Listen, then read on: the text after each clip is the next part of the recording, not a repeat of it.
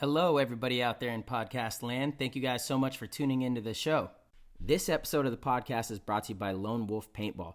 Lone Wolf Paintball is an online supplier that has been around for a very long time. They've actually been Michigan's premier paintball field and supplier since 1987. Now expanding into the online retail store, they are really trying to do their best to supply everything you need to the paintball community. They have it all. You can head over to lonewolfpaintball.com. If you want Field 1, HK, GI, Dye, it doesn't matter. They got it. You can surf the website. You can check it out. They have what you need, guaranteed. And they also boast excellent customer service and same-day shipping. That's pretty badass. You could go to the website, order something, and it's going to be sent out that day. That's fantastic. That's amazing customer service. So again, guys, if you would like, you could head over to lonewolfpaintball.com. You could also check them out on YouTube and Instagram. Their Instagram is Lone Wolf PB, and their YouTube is Lone Wolf Paintball. And you can see and keep up to date with all their latest deals, their sales, their content. It's a lot of really fun stuff. Play the Game Podcast is excited to have them on board, and you guys should head over and become part of the community. All right. This episode is brought to you by G2 Paintball. G2 Paintball is back, and you guys should be incredibly excited. If you are in the area, in Arizona or anywhere on the West Coast, you want to make sure you do not miss this. Being in paintball shape is one of the most important things to being a top-level player. Not just a top-level pro, but a top-level player in any division. If you are trying to win tournaments, you want to be in the best physical condition possible. Paintball is so physically demanding. It requires so much of your physical ability, and G2 Paintball is designed to help you maximize that potential both on and off the field. G2 Paintball played a huge role in our World Cup win. It pays dividends to get out there and do these exercises, do these kinds of training. It is so difficult. It is very tough, but it's going to put you in position to win events, and that's what we're here to do. I teach this at all of my clinics. I always preach the importance of physical fitness in paintball ability. You can get all the way to the finals, but if you are only at 60% and a less talented, less skilled, less experienced team is at 90 or 100%, they are likely going to beat you. Do not let your physical ability be the reason you guys are not winning events. Get signed up for G2. If you guys are in the area, make sure you get active, get involved. It is owned and operated by Victor Gamboa and Rusty Glaze. You have players like Tyler Harmon, myself, Ryan Greenspan, all part of the entire G2 program. You guys can stay up to date with everything at g2paintball.com, and we hope to see you at an event very soon. This episode is brought to you by Transfuse. Transfuse is the only all-natural electrolyte drink that you guys need to have in your cabinets. We love this stuff. We've been using this for an entire season now. This stuff is amazing. I feel great when I drink Transfuse.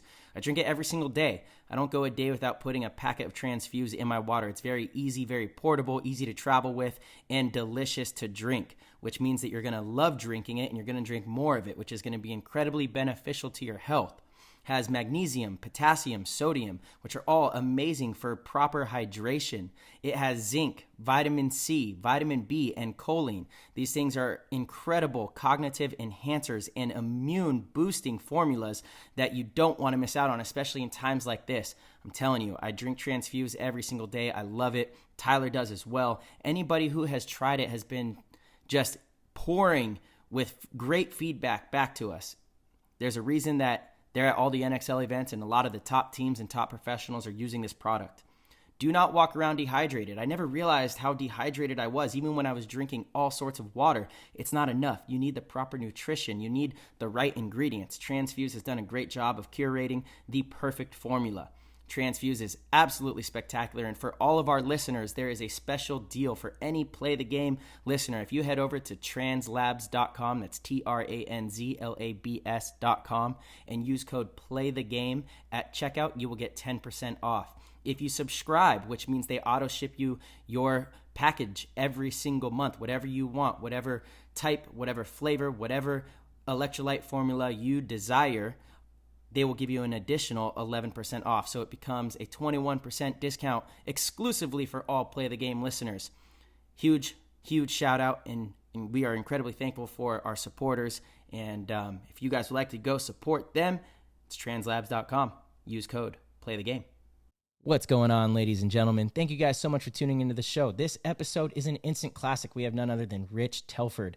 You can think back to the legendary days with the Ironmen and him being the captain, leader, player for legendary team Excessive, which was built to take down Dynasty, and they had finally gotten their way. Rich has been around the paintball scene and a dominator in the paintball scene for multiple decades now, and to get him to sit down on the show and share stories like the true OG he is was really fantastic. So without further ado, we're going to hop in the show.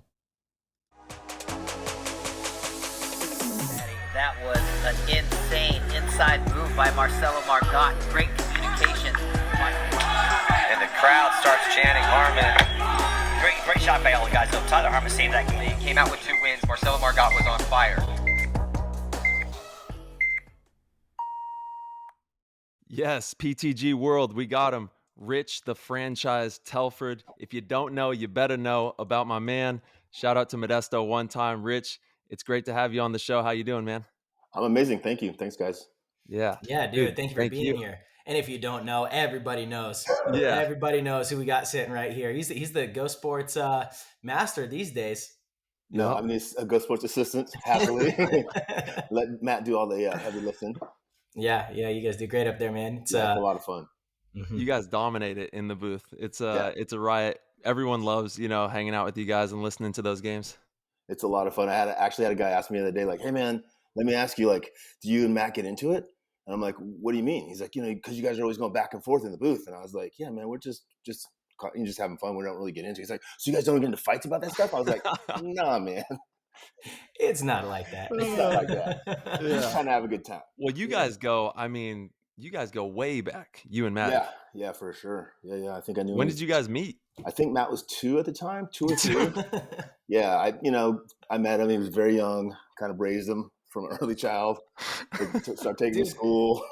That's something you guys do, though, that the listeners that don't really know you guys are like, wait, really? I can't tell you how many people messaged me upset that you guys were saying it was Alex's rookie year. They were like, they don't know that Alex has been playing for 20 years in the last event. I was like, are you guys kidding me?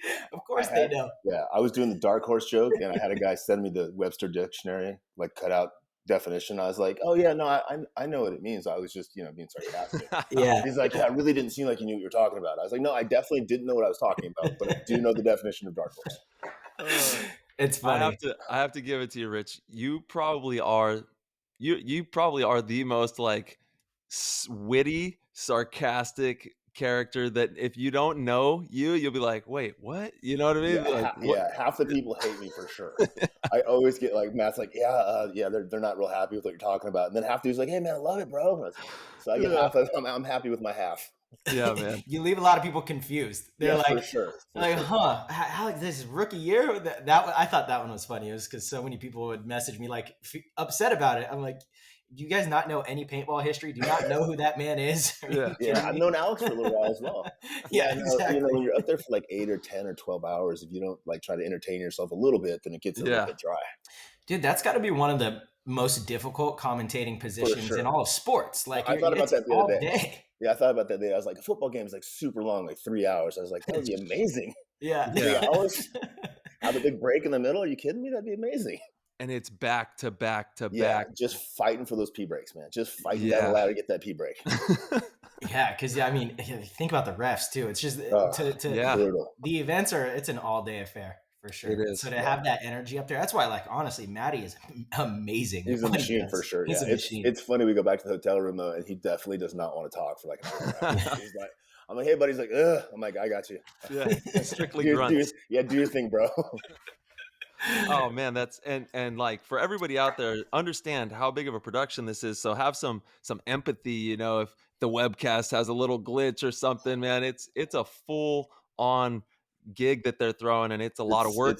It's unbelievable what the engineers in the booth do, because it's not like a regular place that's they're not built for webcasts. Everywhere we go is different, and everywhere we go, it's constant like challenges. Like those dudes are up in 30 feet in the air trying to put up antennas. I'm like, what are you guys doing, man?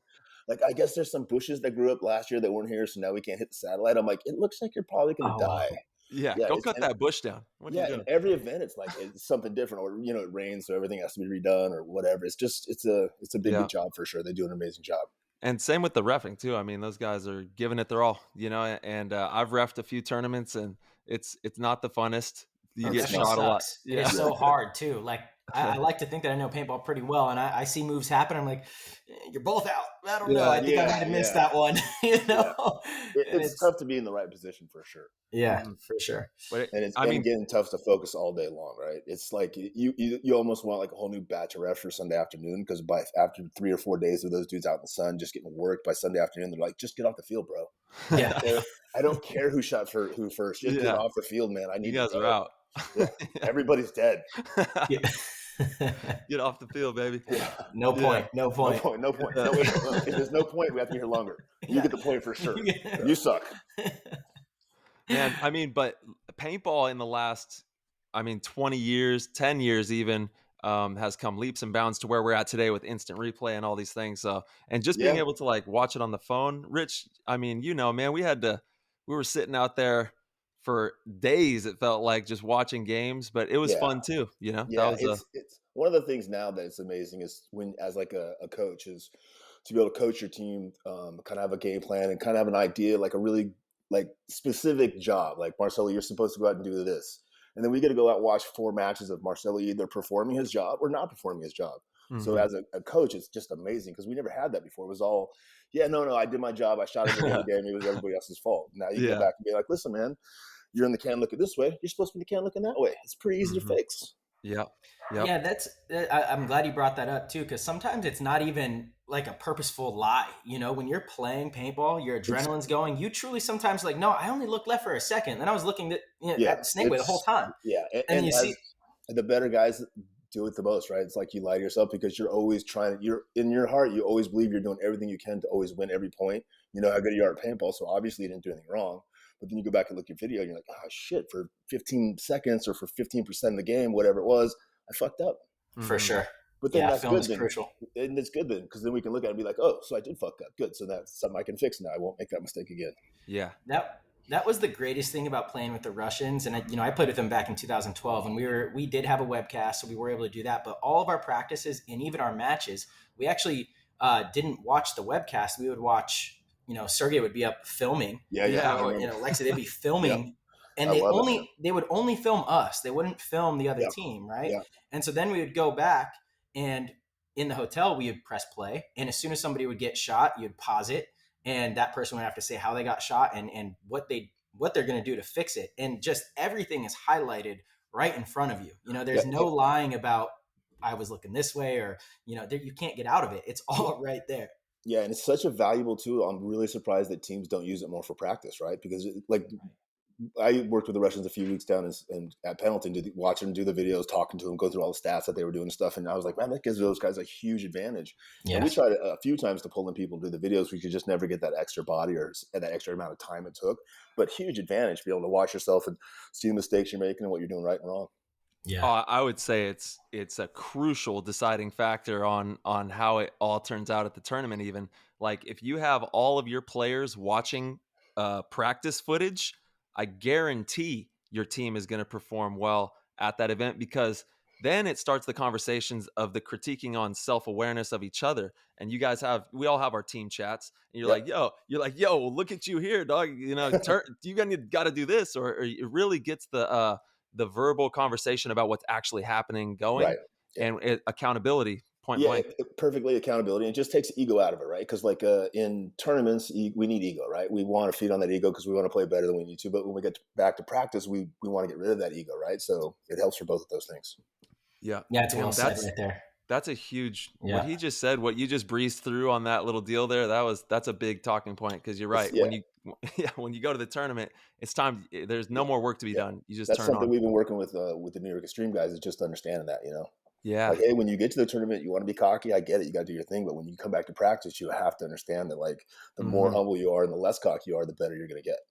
And that's what it's about. It's not about how good you are. It's about how much better you're going to get, right? Yeah, absolutely. Upside. Everyone's got a lot of paintball is like golf, right? It's just constantly evolving. So no matter how good you are at paintball now, in 2 years you're going to be horrible if you're the same guy you play now, right?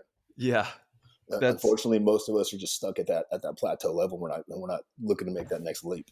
Mm-hmm. Yeah, absolutely. I mean, there is a necessary ego to be had. It's for sure. I've said that 100%. Before too. People demonize the ego. Yeah, in all sports, right? In fighting, in football, all those sports, you have to be cocky. You have to be arrogant. But in training, it's a big detriment. Yes, And totally. unfortunately, most of us take that same cocky and arrogantness into practice with us. And so it takes us a lot longer to develop and learn. And that's when it hinders your learning. Exactly. Like you said, Yeah. you use it like anything else. You should use it as a tool, Yeah, for sure. Yeah, man. Awesome. That's a nugget. Yeah. That's a home run. Nugget. Absolutely. Cool. Well, thanks a lot, guys. Have a great night. Yeah. Really good talking with you guys. It's been great. Yep. Let's do this again soon. Hey, before we go on, I got to ask you, how is Motown? I miss my hometown. Motown's amazing. My buddy Rob Anderson's coming up this weekend. He's working, so we're going out to taco trucks, get some tacos. You know the deal. Oh man, don't talk to me about taco trucks on here, man. Come on, you know better. You ain't got no taco trucks out there in AZ, buddy. No, listen, I've literally gone everywhere in the world dude. and eaten Mexican food everywhere in the world. And everywhere in the world, it sucks more than it sucks here. I mean, it's amazing here. Anywhere you go outside of Modesto, it's just not as good. I mean, it's pretty damn good down here in San Diego, Rich. It's pretty good, man. It's pretty good. It's not as good there. Really? He's saying it's pretty good. I think you're a little impartial. Yeah. Hold on. Well, no, half of Modesto is like straight up.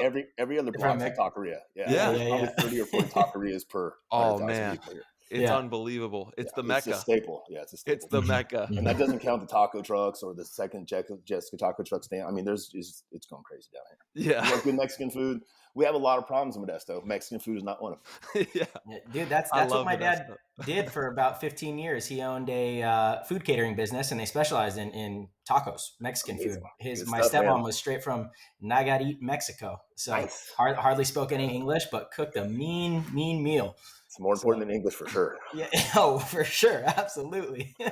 Food is the language. That's food is the language. That's right. Yeah, food is the love. You get some good food. It's a party. Mole, tacos. I mean, all sorts of stuff, man. It's so great. good. Yeah, it's the best. That's at least once or twice a week here. Yeah, nice. I know. I found right before I moved to Arizona, like a couple years before I moved, I found the best taco truck. I mean, just in the country, I'd put it up against anything. The way that they do the burritos are next level. And then see you later. See you later. Bye, taco. And then it was gone. And then it was gone. I'll bring you in. Oh, dude, don't just stop talking about it. I can't. Okay, sorry. I can't. I don't want to bring up any painful memories. It's bad. All right. So I want to dig into Rich Telford, dig in, bro. Yeah, let's go. Where you grew up, the early years of Telford and how you found paintball. I was born in LA. Moved to Long Beach, Huntington. It's kind of SoCal kid until we were. My mom got married when I was, I'm gonna say 3 or 4. Moved up to Idaho, then San Jose, and then Modesto in 3rd or 4th grade, and here ever since. Shout out to Modesto. Motown strong. That's right, man. Yeah, baby. Yep. I know. I miss it. I miss all my friends out there. Yeah, we'll come back and see us, man. I know. Far. Straight up. Paintball, I was just, we were teaching karate, me and Paul, and one of our students was just hammering us about playing paintball. And was like, yeah, it sounds like fun, but we were fighting every weekend, so we didn't really have a time. Had a Paul weekend Mendoza. Off. Yeah. Paul Mendoza. Yeah. Went out and played paintball. We had a good time, but like we fought every weekend, so like we didn't really have time to do it. He was more into it than I was. We went down to the surplus store, Crescent Supply. Yep. And talked to him, and like, oh, we heard about you guys. You guys are shooting everybody up out there. And I was like, oh. Yeah, we were shooting everybody up. So Paul takes that as like, hey, we're really good. We should get some guns. We should start fucking people up. I take that like, no. If the dudes are out there looking for us, let's just not go out there anymore. Yeah. we got plenty of other shit to do. So he talks us into getting guns. We buy a couple guns, go out and play a couple times, and then the local team, Black Sunday, were like the jerk-offs, the kind of bullies of the paintball field. Like, you guys want to play? And I was like, absolutely not. You guys are jerk-offs. But like, we'll give you cheap paint and sponsorship. And I was like, we'll give it a shot. And then our first practice was against the Ironmen. And honestly, I really didn't take it very seriously. I'd only played about 6 or 7 times. Wait. Yeah, how old were you? Whoa. I was probably like 25-ish, 23-ish. You just walked on against the Ironmen. Yeah, so Black Sunday guys had gone up and practiced with them in Vallejo before, invited them out to practice before I was on the team. I was just coming on the team. Yeah. So then my first practice was against the Ironman on just a field out by the side of a river. And I was doing pretty good. I shot a couple of them. I was like, these guys suck. And I looked and the other 8 of them were like standing behind me and just shot the shit out of me. And I was like, how could somebody be so much better at something than I am? And so the rest of the day, they just caned me all day. And I was like, oh, that's it. This is what I'm doing now. And every weekend I could get out of fighting, I would go play paintball. And just little by little, just time took over. Dude, that's crazy. And you kind of breeze through the fighting, but the fighting, and we talk about this on PTG all the time, how fighting and paintball are kind of married in just the technique as a For paintball sure. player and the obviously teamwork, awareness, all these things that you have to know in jiu-jitsu or any martial arts. So Discipline was the biggest one for me with that. yeah, Discipline is really big, but also, thinking at a high level, right? Thinking yeah, ahead of the other person and anticipating what they're going to do before they do it so that you can put yourself in a position to capitalize. It's the exact same thing in high level fighting as it is high level paintball. yeah, yep. Yeah, you gotta, I mean, you're outsmarting your opponent essentially, Yeah, using yeah. everything that they're doing against them and then beating them up with it. That's the goal, right? Yeah. Make them pay. That's it, man. And you're the one of the best ever to do that, Rich. I mean, growing up in Modesto, I was so fortunate to have you as a mentor, man, which changed the trajectory of my life. I'll never forget. You told me when I was like, I don't know, 11 or 12, you were like, "Don't be timid," and I thought you said, "Don't be a tipman" or something. You know, I was like, "What does that even mean?" Because I had never heard anybody like speak to me that way. You know what Yeah, I'm yeah. saying? I And remember. yeah, and you were just kept reiterating that, don't be timid. And then I was like, what? I asked you, I was like, what does that mean? What is it? What does timid even mean? And then you kind of broke it down for me. But it was a defining moment in my paintball career. You know, from that point on, I wasn't timid anymore. I was Yeah. gonna attack the field. And Yeah, even yeah, 11, 12, you were super good at paintball. But as an 11 and 12-year-old playing against a bunch of adults, I could tell you were scared all the time. And like yeah. as a kid, you see it. There's a lot of adults out there you just don't see that fear in them. With the kids, you Mhm. see it though. So I was just trying to get you to get out of that comfort zone because I could tell you're going to be super good. Yeah, man. Well, shit, if it wasn't for you and Twisted Factory, That was good, man. Those are some fun grind sessions, man. yeah, I still, dude, I cannot believe that I was able to train with you and the Ironmen and all those guys out there. Modesto was a mecca point actually in Yeah, paintball, for like sure. at that time. Yeah, Yeah, yeah. We used to have at least 50 to 75 people out there every Saturday and Sunday just grinding out and doing drills. And for me, it just helped me hone my skills in and help hone the local guys' skills in. So I was all for setting up and just, figuring out how to make people better at paintball and trying to obviously get my skills to be as sharp as they could be. yeah.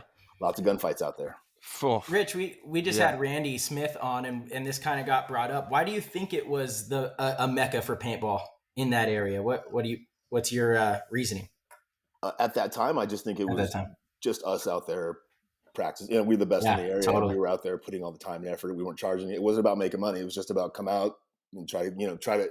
It was not a great environment, right? It was kind of a rough environment. It was not very sensitive. It wasn't it wasn't ideal for young people coming into the industry or coming into the sport.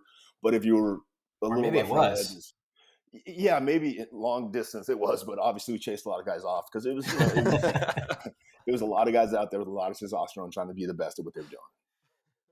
For sure. Yeah. I'll never forget some of the stories out at extreme paintball being young. Like I remember someone's crutch got thrown in a bunker full of bees, and like there's Oh just yes, So what happened with this crutch?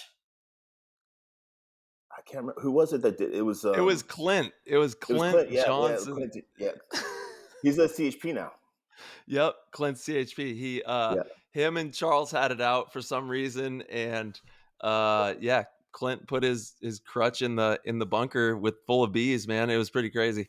so I always thought Clint was a racist because of that, because he was always kind of on Charles. But then he pops Charles, little, let's just say, maybe intoxicated, and lets him slide on it.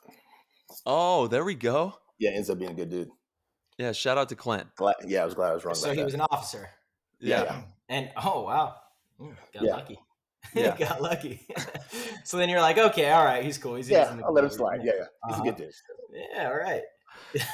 Extreme was crazy. The Yeah. whole culture in at the time was like you said, it was in the early 2000s and people were living loud and there it wasn't the same energy that there is today, let's just say. For sure. Like Hell Week, we did a week where we'd bring all the guys in for like 9 days, and we do split Yeah. training where we do 4 hours of cardio in the morning and then 4 or 5 hours of paintball in the afternoon. Yep.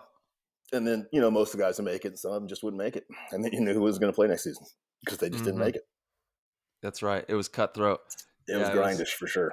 well, it's because you guys had the same mentality that you took from the dojo to the paintball field essentially, You just Yeah, I think we just took it too seriously back then, right? Like I was too much of a hard head. I was too driven, too motivated. Like I didn't really it was just about winning. It wasn't about having a good time. It wasn't about making friends. It wasn't about having good experience. It was just about winning. And it's kind of shallow if that's all you do, right? Like looking back on it, I could have gotten a lot more out of it had I focused on a little bit more of the other things. I probably wouldn't have won as much, but I would have had, maybe a better experience. Yeah, I got to interject though. Maybe you wouldn't have, because that discipline, that dedication kind of brought you a lot of the greatest experience in the sport, don't you think? As far as like being one of the top players that could travel internationally, the team that you were able to build, like that wouldn't have been possible. Like look Yeah. at the path. Yeah. No, I'm super grateful for all the success that I had. But when all you do is focus on the winning, you, like I said, you don't really get all the other stuff, right? Like you don't get so all those guys, I probably was on 4 or 5 different world championship teams with really good dudes that I don't even see or talk to anymore, because although we're friends, we're friendly, we never really bonded because we were both, working on whatever we were working on, just trying to get better, just trying to crush everybody else. Yeah. Well, I mean, it's still crazy like that kind of, Rich, it's a I know cutthroat. for sure. I know for Yeah. sure. Yeah. Yeah. It's To where, still like that. And like, honestly, like, you work too hard not to be competitive, right? But there's yeah. only so much that we can control. And Yeah. I was so focused on trying to control everything, the things I could control, the things I couldn't control, that I wasted Mhm. a lot of time and energy when I could have just enjoyed myself a little bit more and relaxed a little bit more and understood that, obviously I'm going to work hard. Obviously I'm going to try to do the best job that I can, but we can't really control everything, right? There's only so Yeah. much that we can control. I think we try to control everything. Well, dude, Excessive was a powerhouse. You guys, what you It was fun built, for sure. what you guys built that was the only competition to at the time, Dynasty that was winning everything. So it was a Yeah. lot of work that you guys put into that. Yeah, it was definitely a lot of work. Like that was, like it's just the exact same thing you guys are doing now, right? Like you're just trying to Yeah. crush whoever's the best team. Like they just happen to be that team. It happened to Yep. be that Yep. like we loved all those guys. We knew them forever. We've known them kind of coming up the whole time, but they were the best. And if you're not the best, then that's who you're See shooting ya. for. Yep. Yeah, wouldn't want to be you. Yeah. Absolutely, man. That process has always been really fun to me. Yeah. It's a form of addiction for sure, because you get rewarded when it finally, what you've worked for actually comes to fruition, so there's some sort of weird brain chemical addiction that is Yeah, for truly going sure. on.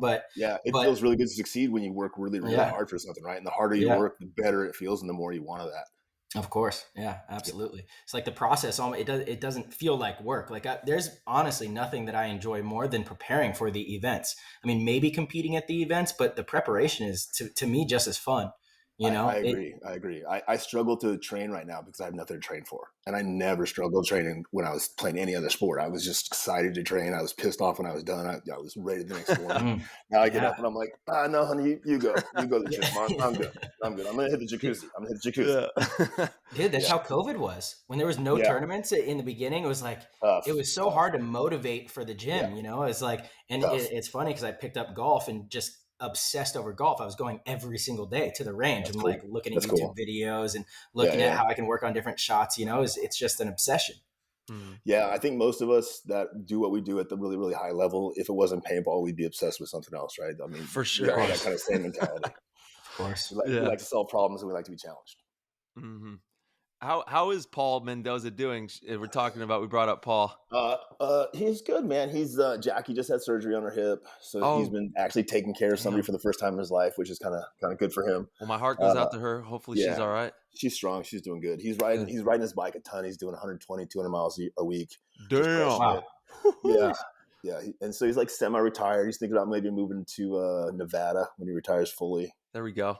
Yeah, he's Shout doing out good, to man. Paul. Man, he's another guy in my younger years. Watching Paul Mendoza dip into those hyperball bunkers, that like I still have the film reels in my mind of watching Just like run into the 50 forever.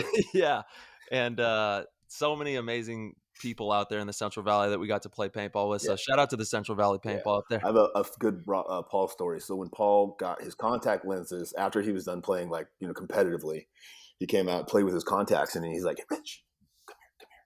I'm like, what's up, man? He's like, did you know that you could see the lines of paint? And I'm like, what? He's like, the lines of paint, like where the people are shooting, you can see them. And I'm like, yeah, man. He's like, everybody can see him. He's like, I didn't know. I never saw him. I'm Oh, like, how did you damn. get to the? Because I mean, they got to a D1 championship. Like they did Yeah. pretty good. I'm like, Yep. how did you get to the 50? He's like, I just put my head down and ran. Yep. I was like, that's amazing. That is amazing. Sometimes it's better. I guess, yeah. Send it. Yeah. Giddy up and go, man. Yep. Oh man. Yeah, he's a great dude. Shout out to Paul. Yeah, I love And that Extreme Paintball, man. When did you guys start Extreme Paintball? Geez, I don't know, like probably 20, 22, 23 years ago at the field. Wow. Yeah.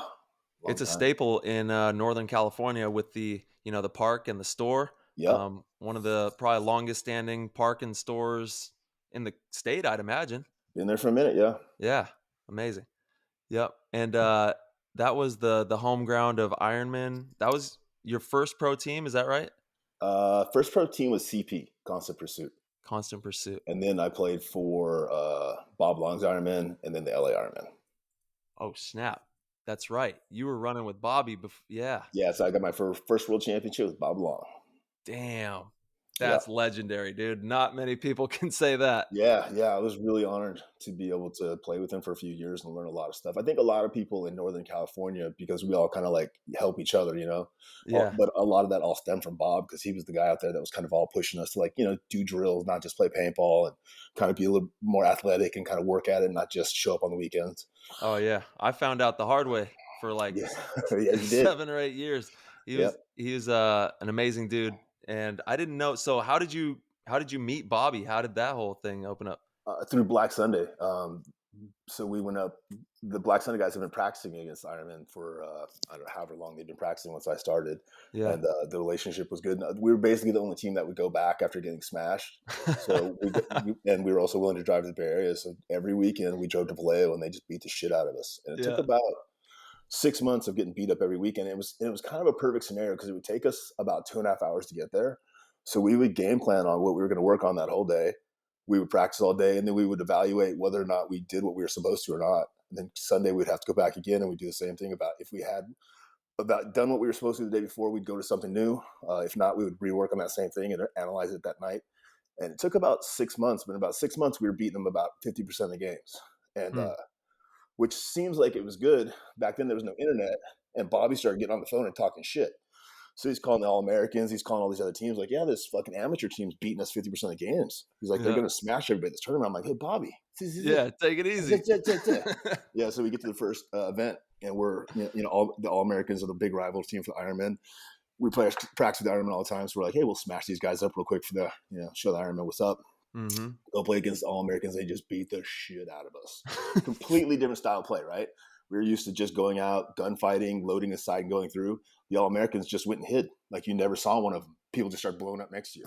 Like, what the hell? Who shot that guy? Who shot that guy? Oh, shit. Who shot that guy? I just blew us off the field because it's a completely different style of paintball. Damn. What made the teams like, what were the different styles of 10-man? Because I'm sure there was a few. And what made those 10-man teams so effective out there? Because you're doubling the size of the game that we have right now with the 5-man. So it just adds a bunch more layers, I would imagine. Yeah, to be honest, the sport that we play is really easy.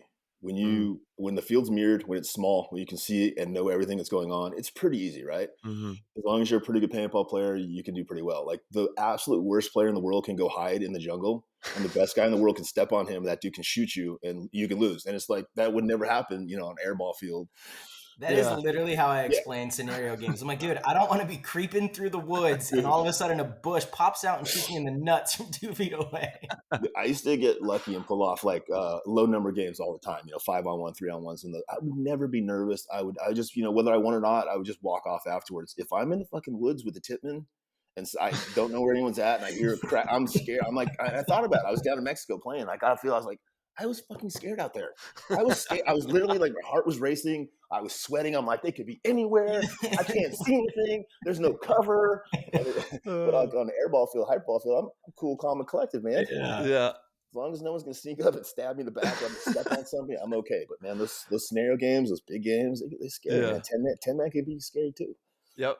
Yeah, I would love to see, like, all of Houston Heat and all of Dynasty play 10 versus 10. Or like, having some big pro level games again. I think it's super important. And this is part of me being soft or getting soft as I get older is to do one event a year or 2 events a year with the team, not in a competitive environment. Just go and have a good time playing paintball, right? Just like we went to play ICC 2 years ago or 3 years ago. We're walking the field, everybody's drinking. Everybody's drinking except for me and the X Factor guys. So I walk over because I built in a couple guys, friends are on the team. I'm like, hey, do you guys need some beers? I'm like, oh no, we're not drinking. We're taking this seriously. And I'm like, it's a fucking 10-man's tournament in the woods. What's serious about it? It's like we were talking earlier about shit you can't control. You can't control anything out here. This shit is complete. This shit is all completely out of your control. Let me go get you a beer.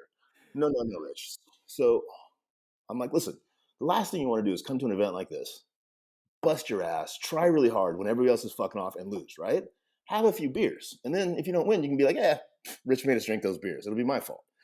So we end up knocking him out of the semifinals. And I'm playing with Aftershock, but it's like 4 or 5 shock dudes and some other randoms. Like, so it's not a very serious team. And we knock them out of the tournament.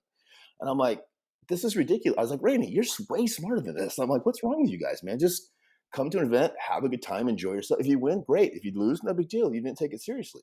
Because like every other event you play is life or death, right? Every event we play is life or death. Like it's the biggest thing in the world every single fucking time. So if once a season you can go out and just have a good time, just have fun, it makes you like paintball again. Because like it gets to a thing where it's like you love paintball and all of a sudden like every tournament you go to is life or death.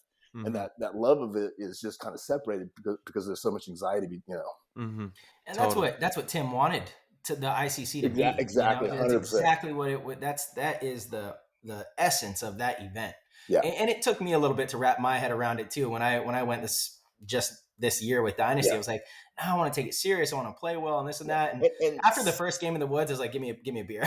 I shot 3 people that just wiped the goggles and shot me right after. It's like, you know, 60, 40, 70, 30, right? You can kind of take it a little seriously, but also like if you try to take it seriously and a dude wipes a goggle, you're the only one suffering, man. Exactly. I learned quick. Because if you blow a gasket over that, you know, whose fault is, you know? Yeah. So I started going to Malaysia a few years ago because they have the NXL Asia over there. And that's when I first got I traveled over there and I was kind of burnt out on paintball a little bit. And the people over there were just amazing. They love paintball so much. They appreciate it so much. They're such big fans of all of you guys. And it's just like, it makes you feel good. And when you go to like one of those big games, and if you're not trying to win it, you're just kind of having fun and helping people learn as good as you are, you know, just enjoying yourself and being a good dude. It's a really good, and it's so good for paintball, right? Because it's people get to see us as normal human beings, not just competitive pricks who are there to crush the world. Yeah, we actually have some PTG fam from Asia, so shout out to them listening out there. Yep. And it's been amazing, man. The paintball community is huge. It's amazing, man. I've met some of the best people in the world through paintball for sure. It's unbelievable, and it's like best people in the world, man. Like if you're anybody in paintball and you're stuck in an airport, hotel, field, or somewhere, you jump online and be like, "Hey, man, I'm stuck here." Like 5 minutes later, there's 5 cars out front. You're like, "Oh, this is amazing, guys. Thank you." No other sports I don't think is like that. That's no joke either. Legitimately, you'll have 5 cars. Yeah, for sure. We talk about this too, Rich, but it's so true, man. I think there's just this like unspoken thing. Everybody knows what it takes to play paintball. It's not very rewarding monetarily. Everyone makes a ton of sacrifice. I'm still waiting for my big check to come in. It's coming, Rich. It's coming. Wait. Yep, it's coming. Someone's going to listen to the show, some big exec from one of these big companies, and they're going to fall in love with the podcast, and then that's going to make them come in, and they're going to sprinkle love all over That's the goal. That's the goal. Super excited. Yeah. But paintball players, I think everyone understands the sacrifice and what it takes to do this. And since we share that odd thing that a lot of our friends made fun of us for, and, you know, but we understand it. So if you play paintball, it's like, dude, we're friends. You know, it doesn't matter, you know, where you're from, what you do. I have friends in paintball that I never would have met or for sure definitely want to become friends with outside of paintball. It's opened my eyes to the world, you know, to the world, 100%. Literally. Yeah, one of the beautiful things about paintball. And if you're out there and you're listening and you play paintball and you get an opportunity to travel, I suggest you travel, man. Just really enjoy yourself. That's one of the best things about paintball is traveling and enjoying, you know, the community out there. Yeah, absolutely. Just go anywhere. Pick a spot and go and play some paintball somewhere else. And I guarantee you'll be welcomed with open arms and you'll meet a bunch of new friends, 100%. Yep. And they'll take good care of you. Yep. Shout out to the MXL. I know, Marsh, you were just down in Mexico at our tour. You guys going to December? I don't know if I'm going to go to that one. I'm not sure yet. I don't know if the team's going to bring me back down, but I would like to. Arturo does a great job. That league's really fun. You know, you talk about when you went to Asia, and they enjoy it so much, right? I They're love going having to a good Mexico, time. South America. They're such good people. Like every single person you talk to down there is just an amazing person. Like, you know what I mean? Like, it's just every person you talk to has a great story. They're so happy to be there. They really enjoy paintball. They really enjoy the community. It's a good time, man. Yeah, It's booming absolutely. down there. Paintball Yeah, is it's booming. booming everywhere, right? Yeah. It actually has been, you know, since everything happened in 2020, this has been one of the few sports that you can get out and, you know, and just, I don't know, it kind of falls hand in hand with the complying with, you know, the mask, the distancing, all these things that, Outdoors. yeah, you're outdoors. So it's a great way to get out and have some fun and, you know, feel Well, we're all a little bit rebellious too, right? So like we were a little bit more willing to get out there and get out, you know, kind of push it a little bit. Paintball builds your immune system too. Yeah, for sure. Full on running and diving on grass and Eating dirt and dirt, paint. eating dirt. Like Yeah, 100%, it builds toughen your you immune right up. system. Yeah, for sure. You know, you get bacteria and stuff. You get exposed to that absolutely, I think, makes your immune system a lot stronger than sitting inside. My kids were just playing outside, you know, rummaging about, and they came in. They're like, "We want some grapes, Dad." I'm like, "All right, I got some grapes for you." And then you know, I know that they're filthy hands, and I'm just like, "Eat it," you know, use the hands. It's good for you. Get them in there. Get them in there. Yeah, Push them way down. Push them way down. because it is true, man. Like I know when I was a kid, I was just wilding, just straight wilding. Yeah, all for sure. you know, We all were, right? Yeah, Matt tells stories about drinking gutter water as a kid. He's like, the Yeah. reason I never get a cold is because when I was thirsty, I just drink gutter water. I mean, you mean water out of the hose? No, gutter water. I'm like, okay. Does he also not gain weight because all the tapeworms he has? Or That's right. Yeah. Sheesh. Yeah, it's some people do call it the gutter water, you know, that hose water. That's the good Toughen you stuff. up a little bit. Yeah, toughen you up a little It's bit. got all the minerals. The hose water hit different when you were a kid, though. Yeah, It had that taste that was like crispy. something good about it. I don't know. I don't know why, but it was kind of good. Yeah, it was the mayor, like in an evil cartoon, like with the thing, you know, chuckling. You'll be fine. Yeah. I don't think there's any chance kids drink that water now. Yeah, it's highly unlikely. Like the parents might get in trouble if somebody drives by and sees their kids, you know, drinking hose water. Child abuse. That's child abuse. Yeah, I'm calling. Neglect. I'm calling. Yeah. You got to call that in. We're a little too soft these days. A little too. You got to call that in. Yeah. You know. Bring it up. Just be a good neighbor. Just be a good neighbor. That's it. The good neighbor would be over there giving him the hose water. That's right. All right, so we gotta dive in. We gotta dive back in, Rich, to your story as one of the. I mean, your nickname is the franchise Telford, so I want to really dig into the excessive story.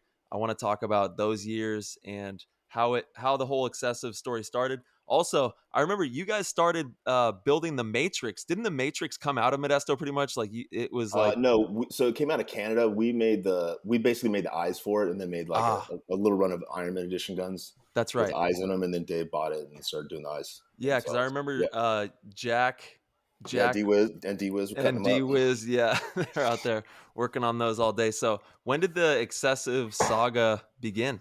I think it was 2004 or 5. The Ironman team is going through a transition. We just got rid of Davey, just got rid of Maddie, just got rid of Micah.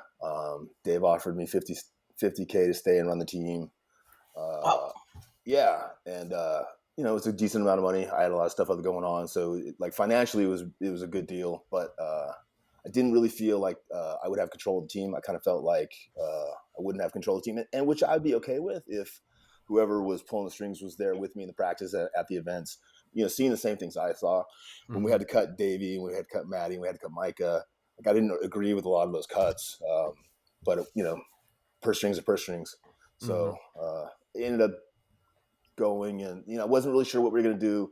We were able to find the Excess Energy guys. They were able to offer us up enough money to at least get through a season. So I said, fuck it, let's go for it. Picked up many of the guys as we could right off the bat. We started off as a democracy. Like I didn't want to be the captain. I didn't want to run the team because it's just, you know, a pain in the ass and not a lot of fun. Yeah, so, that's no lie. Yeah, so for the first few events, we were democracy. We learned pretty quickly that wasn't going to work, and I got stuck being the captain. Yeah. It took us probably like most of that first season to kind of get our shit together, really, because it wasn't just like bringing in two guys or bringing this guy, but it was bringing in a bunch of different dudes from a bunch of different angles, and it was a challenge for sure. Yeah. Oh, I mean, it was one of the biggest like pro mix-ups of all time, essentially. Yeah, it was so me, Maddie, and Micah were kind of talking about it, trying to figure it out. And as we were trying to talk and figure it out, we just started like, well, who's out there that we think we can get that we would want? And we started, coming up with names and talking to people and talking about what we're doing. And we're like, yeah, we think we can do this. We think we could do that. I can't remember what our first event was, but it was it might have been Huntington Beach. But it was fucking horrible. I mean, I think there was 18 teams and we did like 16th or 15th or something. And like I knew how good everybody was on the team, but like nobody was performing and everybody was just kind of waiting for everybody else to do something. It was super frustrating. Yeah. Mm-hmm. So it was a struggle. And then for me, like being a fan of a guy or playing against a guy, right? You have a certain perspective, but then as a coach or as a captain, trying to get that guy to play at his best is completely different. Like, so I thought like when John Richardson came on, I was just going to let him go play paintball and, he'll go shoot 2 or 3 guys a game, not really worry about it. But I had to learn like what I had to do to get the best out of John, what I had to do to get the best out of each guy. So that was a challenge for me. It took me a while to figure that out. Yeah.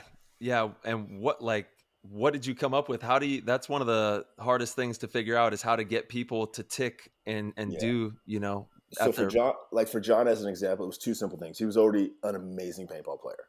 Oh yeah. All time. But if you put a lot of pressure on John so that John can't like kind of sit up and look around and see what's going on, John can't see the whole field, can't listen and put it together in his head what's going on. He has to be the second guy back, can't be the first guy, can't have the pressure on him, has to be in a position where he can kind of stand up and see the field. If he can stand up and see the field, he can go put it together and go get a couple guys. And then I had to get him to start shooting his gun, right? He was still doing the Cocker days, the one ball. And I had to just pressure him to start getting to push people around his guns and just getting to play on his feet and just getting pushed around his gun, amazing difference in just a really small amount of time. But it probably took me a half a season or 3/4 of a season to figure that out because I was not just working with him. I was working with everybody on the squad and we had a lot of bodies. Yeah, you did. I think you just touched on something super important that a lot of coaches, if they're listening to this, can learn from. And I've learned it from coaching a lot of different divisional teams is sometimes, well, not sometimes, always, you need to be able to look at your players and exactly that, figure out not what you want a player to go do, but what they're going to be best at doing. And then you put together the whole game plan and you put all the pieces together, right? Where I think I see a lot of coaches, they have an idea of how they want to play a field, and they might have somebody that has a few of the attributes that are needed for a certain position. And they just kind of like shove those pieces in that spot and say, no, you're going to be the attacker over here. You're going to be the one, or, you're locking this lane down. Yeah, exactly. But you can see, if you have enough experience, you can see when they play, like where players are comfortable. And sometimes it's best to just try to help them thrive in that position. For sure. I've had guys who, when I was younger and I was more critical, I didn't think were very good at paintball because they didn't do what I would want them to do or what I expected them to do, which would, kind of be the stuff that 90% of us would want them to do or expect them to do. Mm-hmm. But because they didn't do that thing, I just discounted that they weren't good at paintball, but they were really good paintball players. They just didn't do, didn't lock the lane down when they're supposed to lock the lane down, whatever that was supposed to do. And it took me a long time to figure that out. Totally. Yeah, and it doesn't mean that you don't want to have that player on the field. It's just don't put him in a role. Don't put him in a spot where he has to lock down a lane. Let him, or only put him in a role. It's different with every guy. And so it's like paintball is. I think what we do is, if not the toughest, like one of the most challenging things to do, man. Like get 5 guys together, get 5 guys clicking, get 5 guys that can play the field and understand their jobs, understand the other jobs, so that when they drop a guy, they can pick that job up. Not emotionally get down on themselves, show fit enough that they're not injured, like getting a good paintball. Like there's so many, like getting a good paintball coach, there's just so many things that are so hard to do that what we do. And that's why there's so few people that do it at the highest level and actually go out and win tournaments, win championships.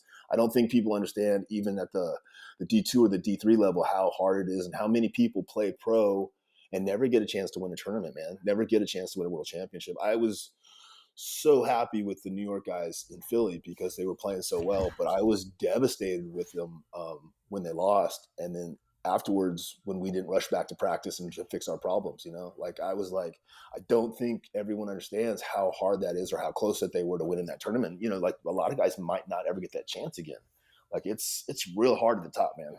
It's almost like it kind of reminds me of NASCAR or something like, rally car racing or Right, something like but that. without the money, right? Just like NASCAR, but without the money and the chicks. Exactly like that. Yeah, exactly. One day. Yeah. One day. It's coming soon, Rich. It's coming I'm soon. waiting. The check's I going to keep be in your waiting. mailbox. I'm waiting.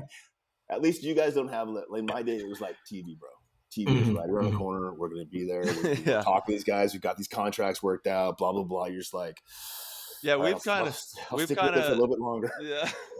At this point, I'm not going to say we've given up hope, because obviously there's always hope, but I'm not like relying on it. I'm not like, I don't go to sleep like, oh man, I hope paintball makes it to, wherever it's going to go someday. Obviously I'm trying to push it there every day, but it's not, I do it, and we all do it. That's why we're still in this game, because we love this sport so much. And all the people, like you were saying, Rich, like you just meet the most badass people, the best people you'll ever meet in your whole life. That'll never turn their back on you. It's a community that is fun, and it's a major blessing if you're able to play this game. You know what I'm talking about. Yeah, and honestly, going back to the NASCAR thing, anybody can get in a car and drive and take a left-hand turn, right? Like, I mean, and obviously the guys who do it at NASCAR, they do it better than the most people, right? But what we do at the highest level of playing professional paintball, not everybody can do that shit, man. Not everybody can go out there and play paintball when 5 dudes are trying to blow your heads off and 4 of the 2 dudes are trying to take your spot. I mean, it's tough, man. Yeah. You got a lot of NASCAR drivers listening to this show right now. Very, very upset with you. Yeah. I would love to race one of them, and they can come play one of you guys. Yeah. It's big difference. Yeah. Yeah. At the top level, it's definitely, it's a challenge no matter what you're doing, but I definitely see your point, dude. Cause like Chad George, the guy's like a gymnast essentially, Some of those guys like Mishka, right? Like, how do you play at that level for that long? Like, I mean, it's unbelievable. And he's an animal. You should. Yeah. This guy is an animal. Mishka is a beast. He's a leopard. Yeah, he's a leopard. Hard leopard for sure. Yeah, he is. Yeah, Mishka's a dominator, 100%. Tyler, I know you're old, but were you old enough to remember the original Sergei on the Russian Legion with the hoses on his glasses? And yes. You too, Marcel? No, of course. Yeah. You always would stand on the ladder. Yeah. Nobody remembers. We used to run to the center 50 all the time, just caked in the white stuff. The Russians are so legendary. They're all-time paintball legends. I have a Russian story. They had never won a tournament, and so we were playing. I was with the LA Ironmen. We were doing pretty well in Europe. We usually play with the Ironmen, Image, or Joy, but we were winning pretty much all the tournaments. And the Russians were always just right there, top 4, just right there, threatening. And that's back when they had like a couple KGB guys on the team. Like, they were serious dudes. And we were playing in Amsterdam, and it was us, Strange, them, and somebody else. Ends up they were playing Strange. If Strange wins with 3 bodies alive, we win the tournament. If Strange wins with 2 bodies alive, Russians win. So Strange wins with 3 bodies alive. We're like, oh, great, we win the tournament. That's awesome. Referees mess up, only check in 2 guys. So Strange is like, yeah, no, they messed up. Referee's like, yeah, no, they messed up. Sergei's like, no, we win.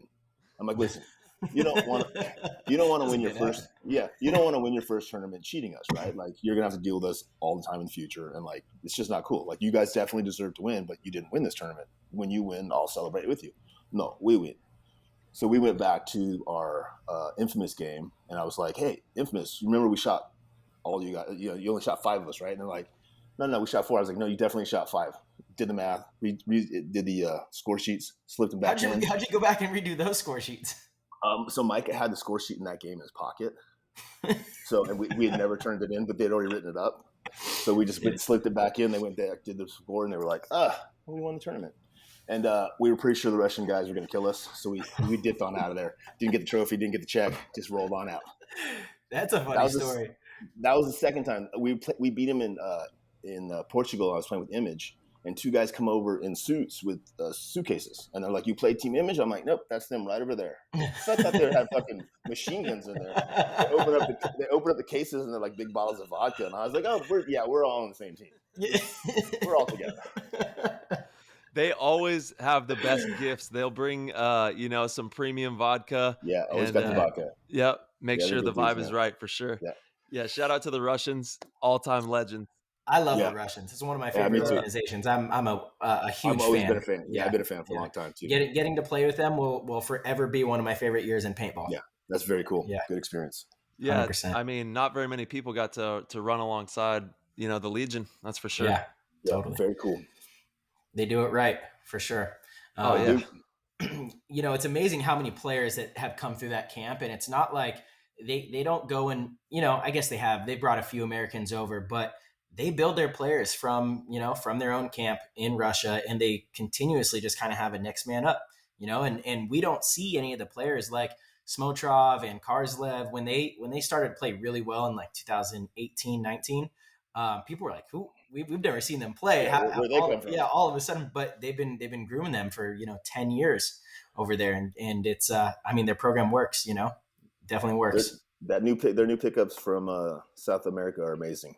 Andre and Diego from the Wild Dogs. Yeah, they struggled a little bit at the last event, but that's a big jump for those guys. Yeah, they're definitely gonna struggle, right? They have the athleticism like in spades. And then as soon as they get the discipline with those guys, they'll lock that into them. I think those guys have a lot of potential. Yeah, it's a different speed, totally different speed. When you make that jump, because they didn't even. Well, they did bring the Wild Dogs over, and they played pro at World Cup, and they gave us a really good game. They gave us a really good game. Yeah, I went and did a clinic down there for those guys, and it was like doing a clinic for like 7 D1 soccer players. Everybody on the field was the fastest, most athletic guy. I was like, you guys are amazing. Yeah. If you guys could just talk to each other for like 1 second before you run down the field and shoot everybody, you probably win a lot of games. Yeah. But they're just flying down the field, so athletic. And it's funny too, because they're such nice guys off the field. As soon as they get on the game, they just start flipping out. I'm like, whoa. You guys have been so nice all day. What's going on? It's just the way it goes, man. They get on the field, it's animals, man. Yep. Yeah. I wonder if the Russians are going to keep them around, I guess we'll see, but it's a cool story. It's a cool story right now for sure. I feel like the Russians must be having some financial challenges, right? It's been a long time since they've had a full squad over here. It's just visa issues. I hope it's just visa issues. Yeah, I think it is. Yeah, I hope it is, man. They're one of those top teams that you really want to see do well, and it seems like it's been a couple seasons now they've been struggling. Yeah, I know it's been so weird. It's like not seeing them at their full form. It's been definitely different. Yeah. Karslev and Kirill both haven't been here since COVID, and Kirill is a solid rock for them. Karslev is their Dorito side attacker. That's kind of tough to overcome. Sergey didn't make it until he was at Cup. Yeah, he was at World Cup actually. Yeah. So he has been here, but like their practices, they haven't been able to practice really. It's so COVID has made it really difficult on them. They did a practice up with New York. It was just Malloy, Smotrov, and like a couple other. And watching Malloy put on a clinic on those guys was like all day long. Just G1, G2, G3. Yeah. My guys, it's so easy. He just flicks his gun, points it at you, and you die. You walk off the field. I was like, by Sunday, I was like, listen, you get one chance, right? Make a move. You see him, you shoot at him. If you miss him, hide, right? Shoot at somebody else for a while. If you see him again, he's not looking at you, shoot at him again. If he's looking at you, don't shoot at him. Yeah. We just can't win those gunfights. Right? Yeah. If he sees you, look away. Yeah. Look away. Don't make eye contact, for God's sakes. He's such a beast. I call him Man Bear because he's just running around out there and just beasting on people all day. And doing stuff that like fundamentally is just incorrect and just making it work and be like, oh, no, that is how you do that. Yeah, no, that's how you do a 5-on-1 by running backwards. You just keep, after you shoot a guy, you go back again and they think there's 4 or 5 of you out there. And that's how, I'll do that next time for sure. It's so exactly true though. How it was drawn up. Yeah, exactly how it's drawn up. Damn. He does make people think there's like 3 or 4 of them out there when he plays sometimes. Yeah, and every time you see him squirt and slide in, you're like, oh, he just did not get clicked on his pack. Nope, nobody saw that move at all, huh? Hey, shoot that. You see him go again, you're like, oh, he got no one saw that again, huh? Jesus. Jesus. There he goes. Yeah. Running people down. Hey, who's going to win Cup? Right here. Woo! Let's go. Can't wait. We'll see. Can't wait to get out there. We'll see. Yeah, it's you guys and Impact though, right? Us, Impact, and Infamous. Infamous is in second, actually. Yeah, but like over the last 3 years, it's only been those 3 teams, right? Dynasty, Heat, Impact have won. Yeah, it's a small group there. Yeah.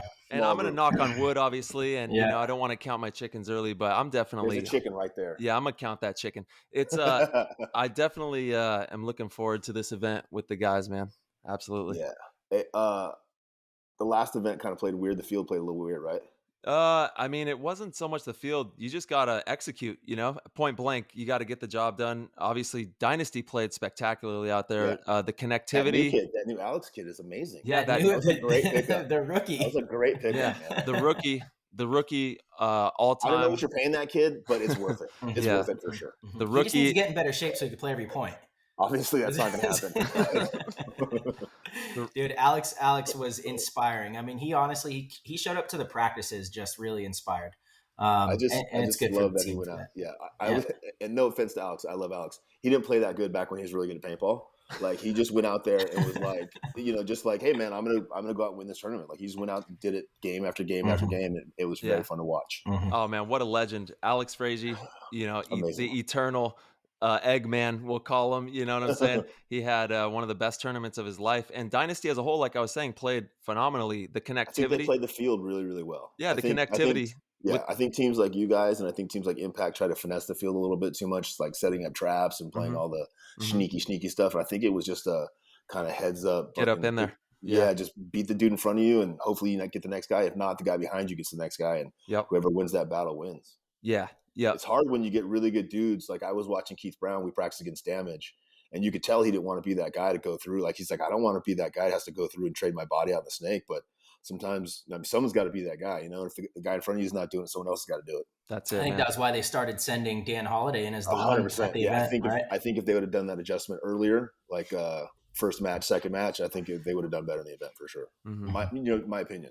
Sure, Watching them yeah. at practice, they played amazing, but that snake was just so dominant that even if you got to the other side 50, if they knew you were there, you really couldn't get a bunch of kills. But once that guy got that 50 snake and ran that corner, there's nothing you could do, man. Yeah, I It's know. waiting to die. I'm frothing to see this layout. I can't wait for it to come out. Dude, I thought they were going to do the no layouts this season. I Yeah. talked to Tommy Cole about it. I was so excited, man. I think it would be pretty cool. I think it would be amazing. Yeah, I know you don't like it, right? So this is my analogy. Marsh doesn't like that. Yeah. So Marsh, you watch poker at all?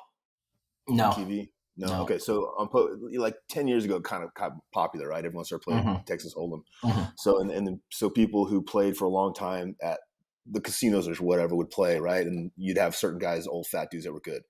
The new generation came in. They started playing online, where you could play like 70 games at a time, right? So you got to play the same game, but over and over and over and over again. You got to learn to win by the tiniest little margins, right? Like you didn't smash out like the old days on the big field. You won by tiniest margins because you played it so many times.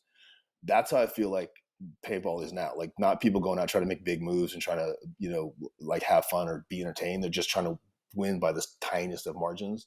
And when you go watch, like the first event I did this season was Ohio exhibition, and it was a no layout weekend, right? And I saw some of the guys who I really respect and think are really, really good at paintball look really, really bad playing paintball just because they hadn't played the field 70 times. And to me, like what we're doing the top of our sport should be as challenging as it can be. And when you get to go out and play a field 70, 80, 90 points and basically figure out every bounce shot, every little angle, every little thing, and you just go to the event and just try to win by the tiniest margins, it's not good for the sport. And it's not entertaining as it could be. So look at the average time of a point. There's a lot that I would like to talk about in that. You've hit on a big subject. Giddy up, Cowboy. Let's go. Yeah. So look at the average time of a point over the last 2-3 seasons. They're fast. 130. Yeah, totally. So they're fast. So like, trying to play conservative. Because they're deciding on the breakout, because the teams have practiced 70 points in a row and they know exactly how to make those shots, and they're going to the exact same spots every single point. Well, I definitely don't think people are going to the same spots every single point, but they're not going to 70% spots every single point. No, I don't think so. I think there's a lot of variation. There's so many bunkers. There's a ton of variation on stuff. But again, my reason for bringing that up is you say it's not good for the sport of paintball. It's not fun to watch, but they're fast points. What else do you want? You say like trying to win by. For me, I go up and I circle how many people go to this certain bunker over and over and over again. And so by the end of Sunday, we have 3 or 4 bunkers where everybody goes to every single point. We have 2 or 3 bunkers on each side that people are trying to make to every single point. The same guys are shooting for them. So a lot of the breakouts, a lot of points are won on the breakouts. The points that aren't won out breakouts are actually the better points because they're a little bit longer. They kind of go back and forth. But for me,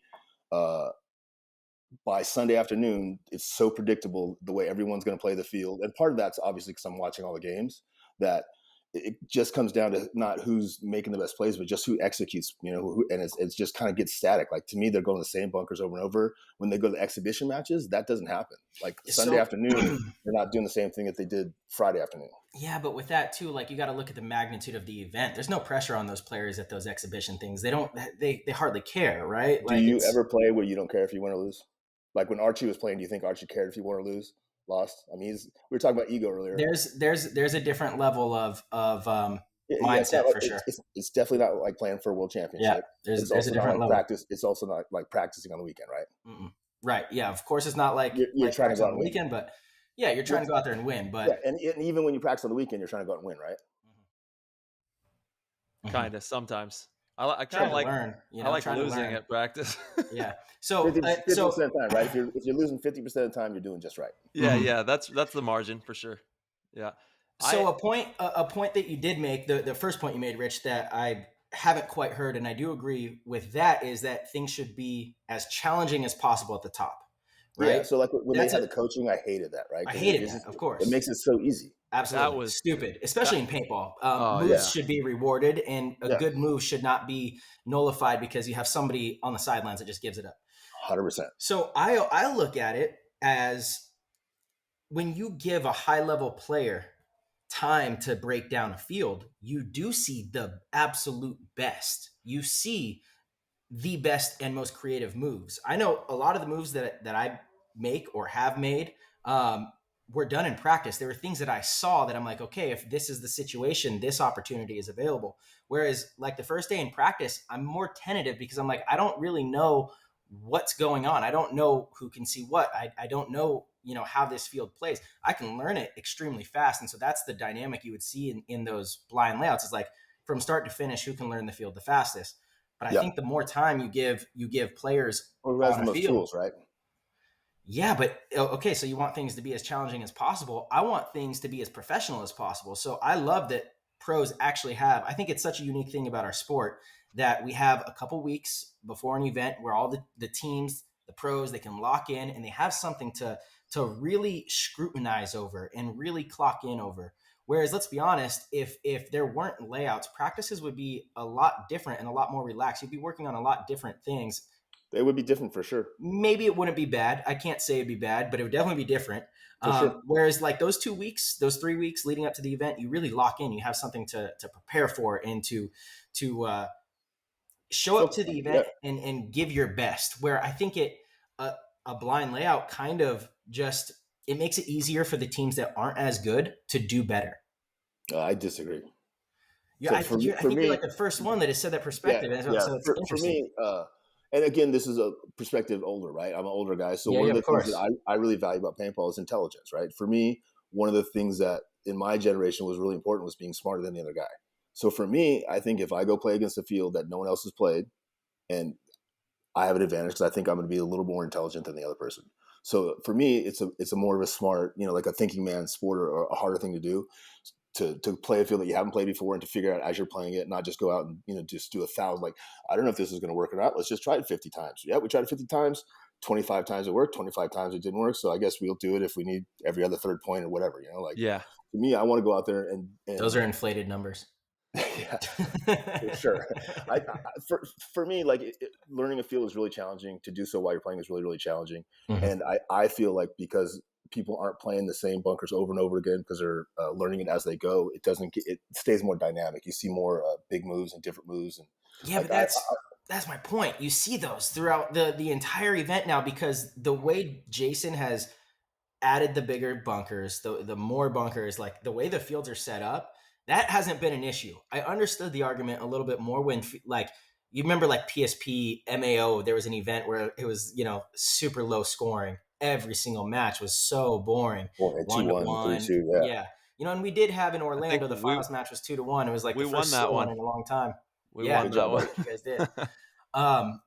Then I understood it a little bit more, but I feel like that part of the game is not an issue anymore. I mean, you watch the games and they're all 19 points, 15 points, 10 points. At the last event, I mean, I don't think the one-on-one and I don't think the last event are kind of equals. I think most matches are 5-4, 6-4, 7. If you look over the last few years, it's more in the middle. I think they're a little higher than that, Rich. I mean, we go back to our finals against X Factor was like 7-5. Hold on. This is Mr. NXL. So that's exactly what you're talking about, right? That's exactly what I just said. 6'4", 7'5". You said 5'4". 5'4". It's a little different than 6'5". That's the same spread. A couple extra points.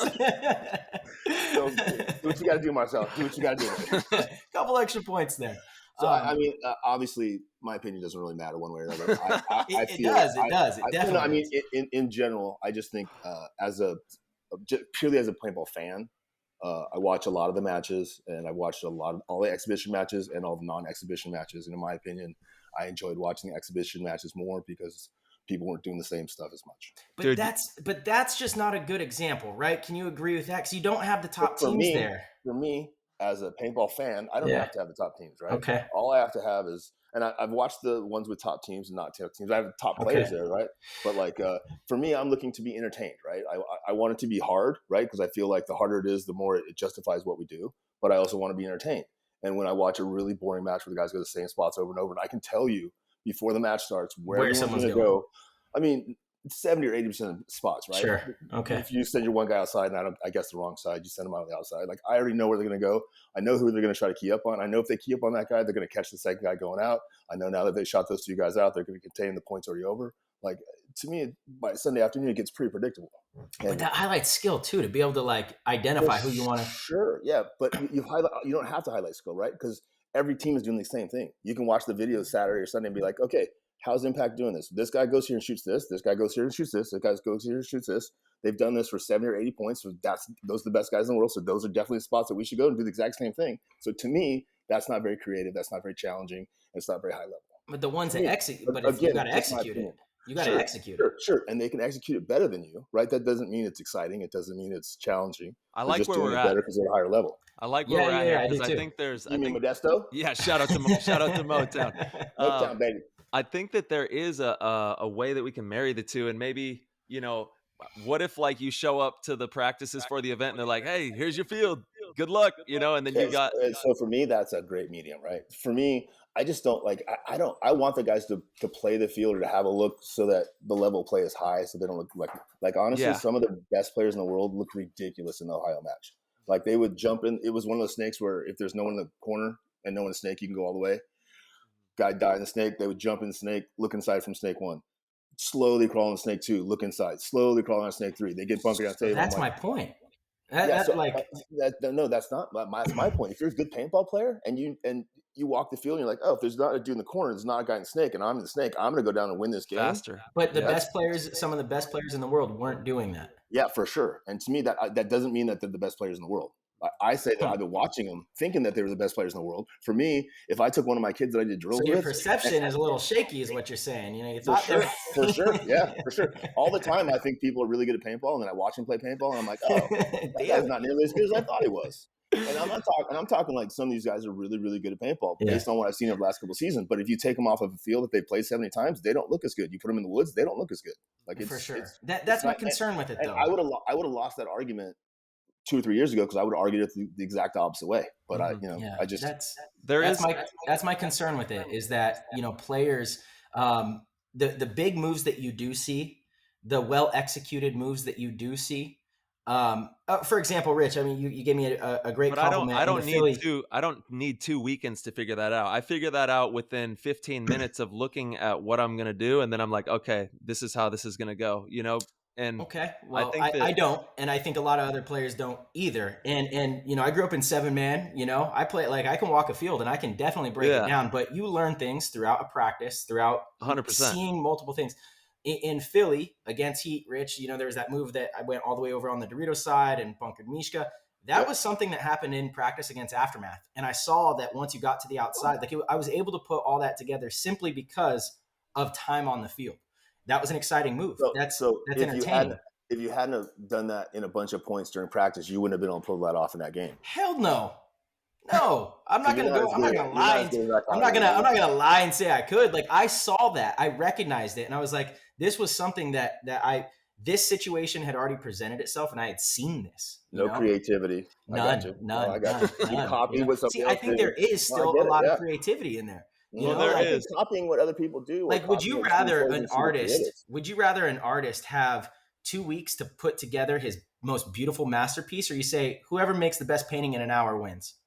Whoever makes the best painting out. Because it fits my argument right here, right now, obviously.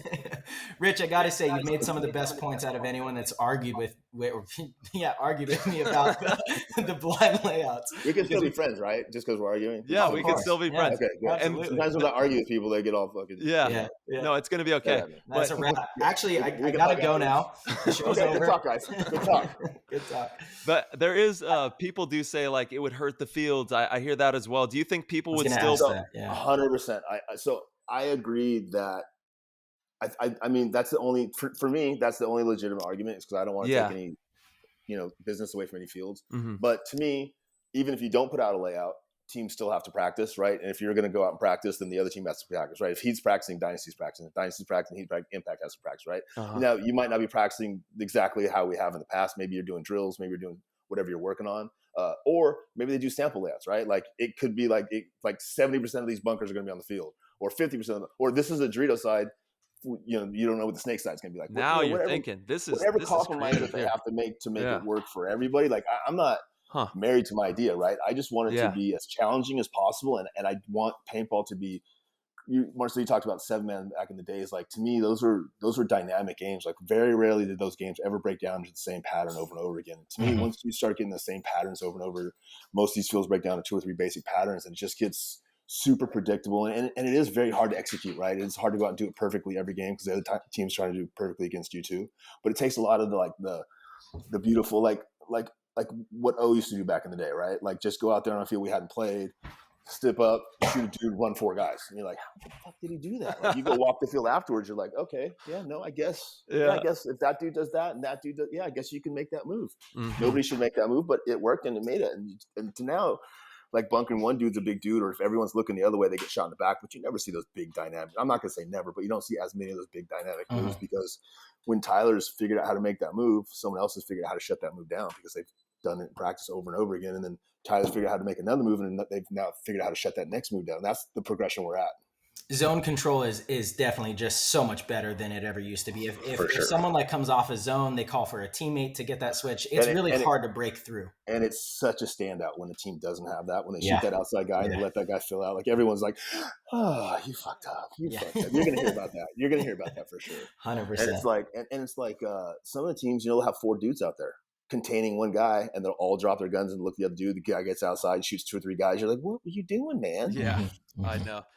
And you watch all the games, Rich, so you must be just like, oh my God. I watch all the games, and then I have videos made for me so I can watch all the games again and again and again. I watch a lot of games. Yeah, dude. You'd probably be shocked at how many games I've been watching lately. You're in the trenches. Yeah. Well, and there's a lot of information on really good players out there. There's a lot of tendencies. There's a lot of things that teams do, and by watching the videos, you can really kind of get a good essence of what a team is kind of, what they're like, what they don't like, where they want to go, where they don't want to go. Players, Yeah. Hey, New York's lucky to have you, man. You probably they're good dudes, man. Yeah, they're really good guys. They work really, really hard.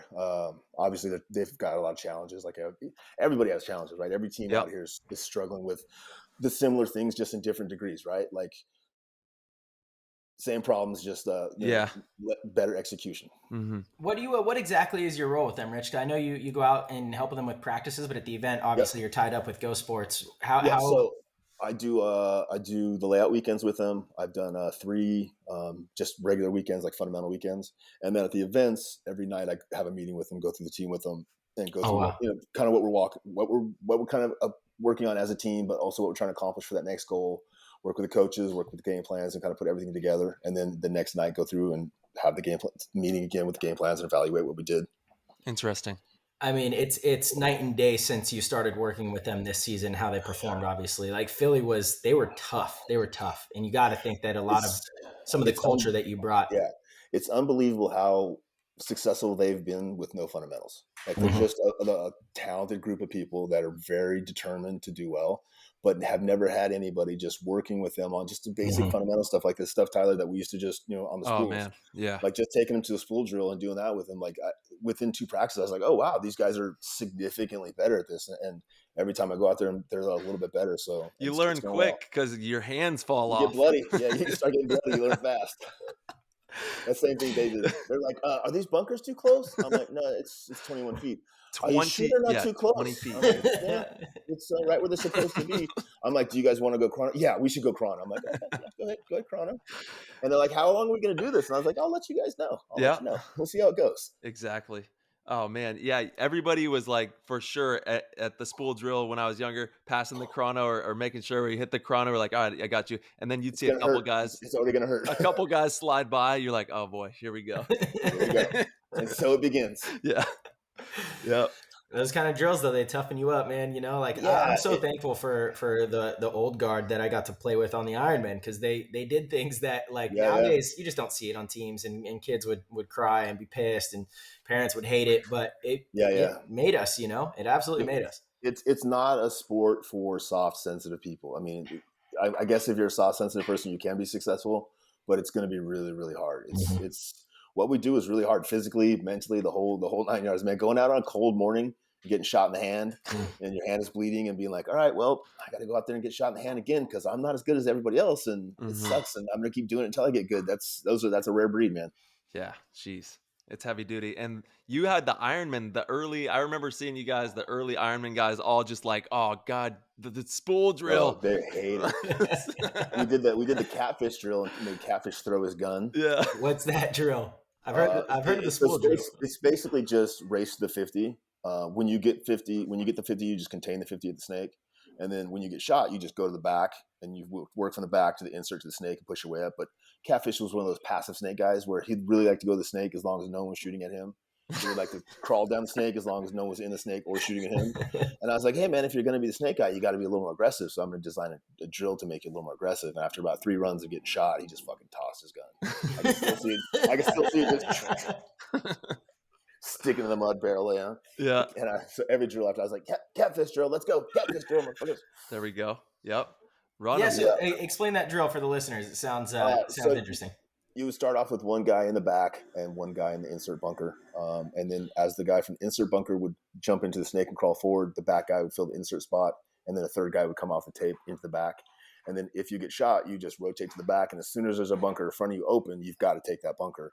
So it's 3 on 3? It's 10 on 10, but 3 playing at the same time. Right. So you're just grinding. Maybe so 10 on 10, so maybe 5 or 6 per side. Okay. Three on the field. When you get shot, you go to the back of the line and you're just constantly attacking and shooting and grinding at the guys in front of you. Pushing the guy in front of you. Great. And just trying to get that. And one of those things where you're just looking like who naturally looks like they're aggressive, who actually wants to go forward. Like when the bunker's open in front of them, they instinctively go, or they instinctively look for someone to gunfight with and shoot at so they don't have to go. Mm-hmm. And then also it makes Catfish throw his gun, so it's pretty fun. Yeah, helicopter gun. I miss snakes like that. It was awesome in Orlando. They had kind of an old school snake. It was just a little tough to get into, so it was slower. But that kind of straight snake is you just don't see you don't see it anymore either. Those one-on-one battles down down the tape, and those guys coming out and shooting those dudes and going through it. It's different now for sure. A lot of the fields are close your eyes, get to the 50, come around and try to get it. I know. I don't know. I like the way Jason's doing the fields where it's funneling the bodies to the 50 and funneling the bodies to the chaos.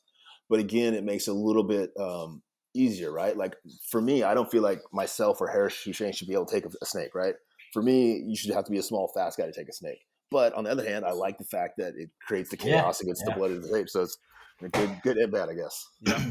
Yeah, it's been the last couple seasons have been crash 'em, bash 'em. It's been I like just nonstop. But I remember, we had that big wall, the huge wall in the middle before that, which constantly changing, man. Yeah, it is. I'm curious to see, what they got up their sleeve. I know that they're always cooking up new ideas on these fields. Yeah. Keep it interesting. Yep, got to keep us on our toes. Maybe even just you get to see the field layout when you show up to the tournament. Who knows? It could get crazy. Yeah, I know they've talked about I think they've talked about it, but I think they're going to stick with what they've been doing. I mean, it's been working, and it's increasing. Like, there's not a lot of incentive to create change, right? Like, status quo is status quo. I guess it could be cool to like get to the finals. They did this at World Cup a long time ago. Get to the finals and they change some of the field.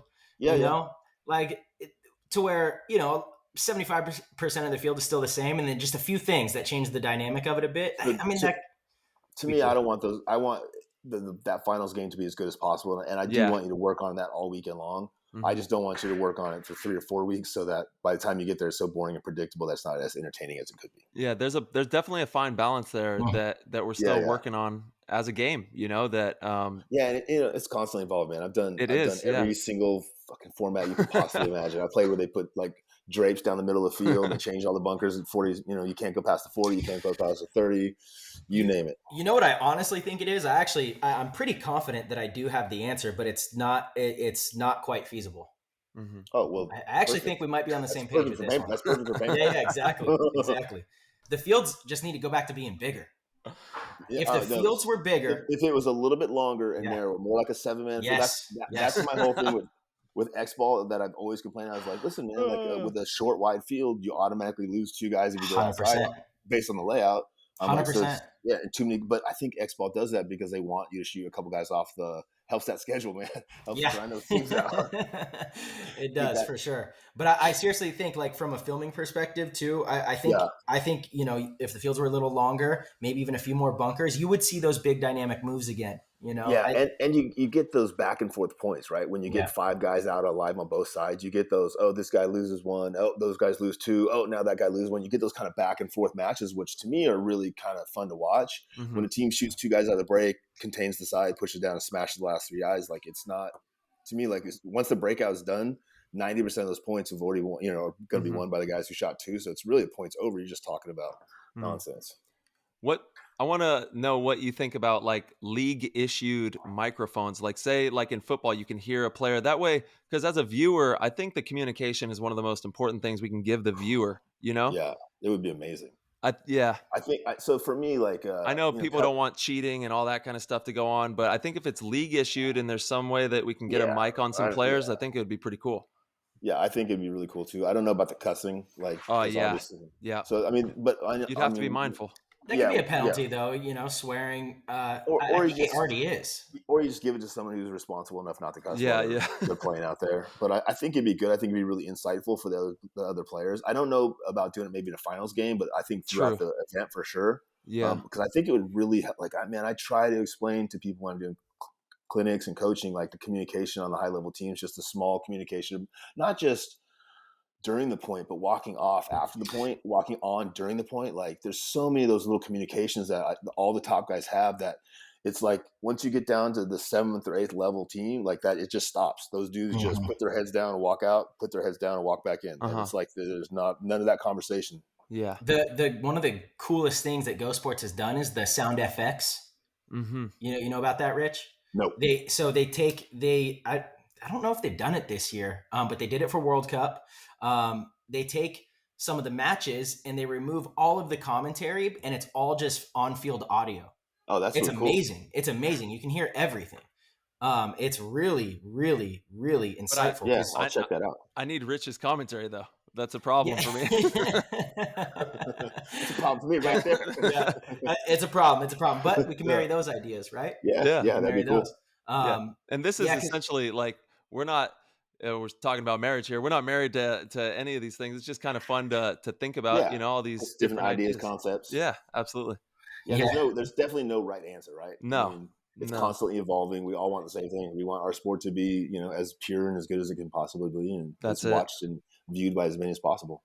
That's it. Yeah, I think it's important to keep trying stuff like that too. I do. I think every season. I mean, I played for a long time, and every single season I played, it was different. There was no season that went from one season to the next where there wasn't rule changes or format changes or team changes. It always happens, man. It's just constantly evolving. And again, that's why it's so fucking hard to stay on top of it, right? Because it's constantly evolving. Yeah. If you were good 2 years ago and you haven't gotten any better, you're in trouble, man. That's no lie. Absolutely. Yeah, the game is growing at a pretty fast pace when it comes to skill. For sure. Yeah. And yeah. it is cool. You're seeing a lot of, I mean, look at, teams like Level Up. A lot of these younger teams are, absolutely. Absolutely. It's good to see. It's really good to see because for a while. What do you think Level did that event that was different than all the other events? Had a layout to practice on and figure out how they wanted to play it. Nah, they've had a layout to practice on and played it before, right? Yeah, but I don't think if they had a layout, they would have been able to do that. I think really what helped them is what you're saying is by having a layout, it helped the weakest teams. Yeah, I mean, I think that it could. And you think the league should? I know you where think you're the going league should be set up to support the weakest teams? I don't think so, but I think in this case, it helped the level.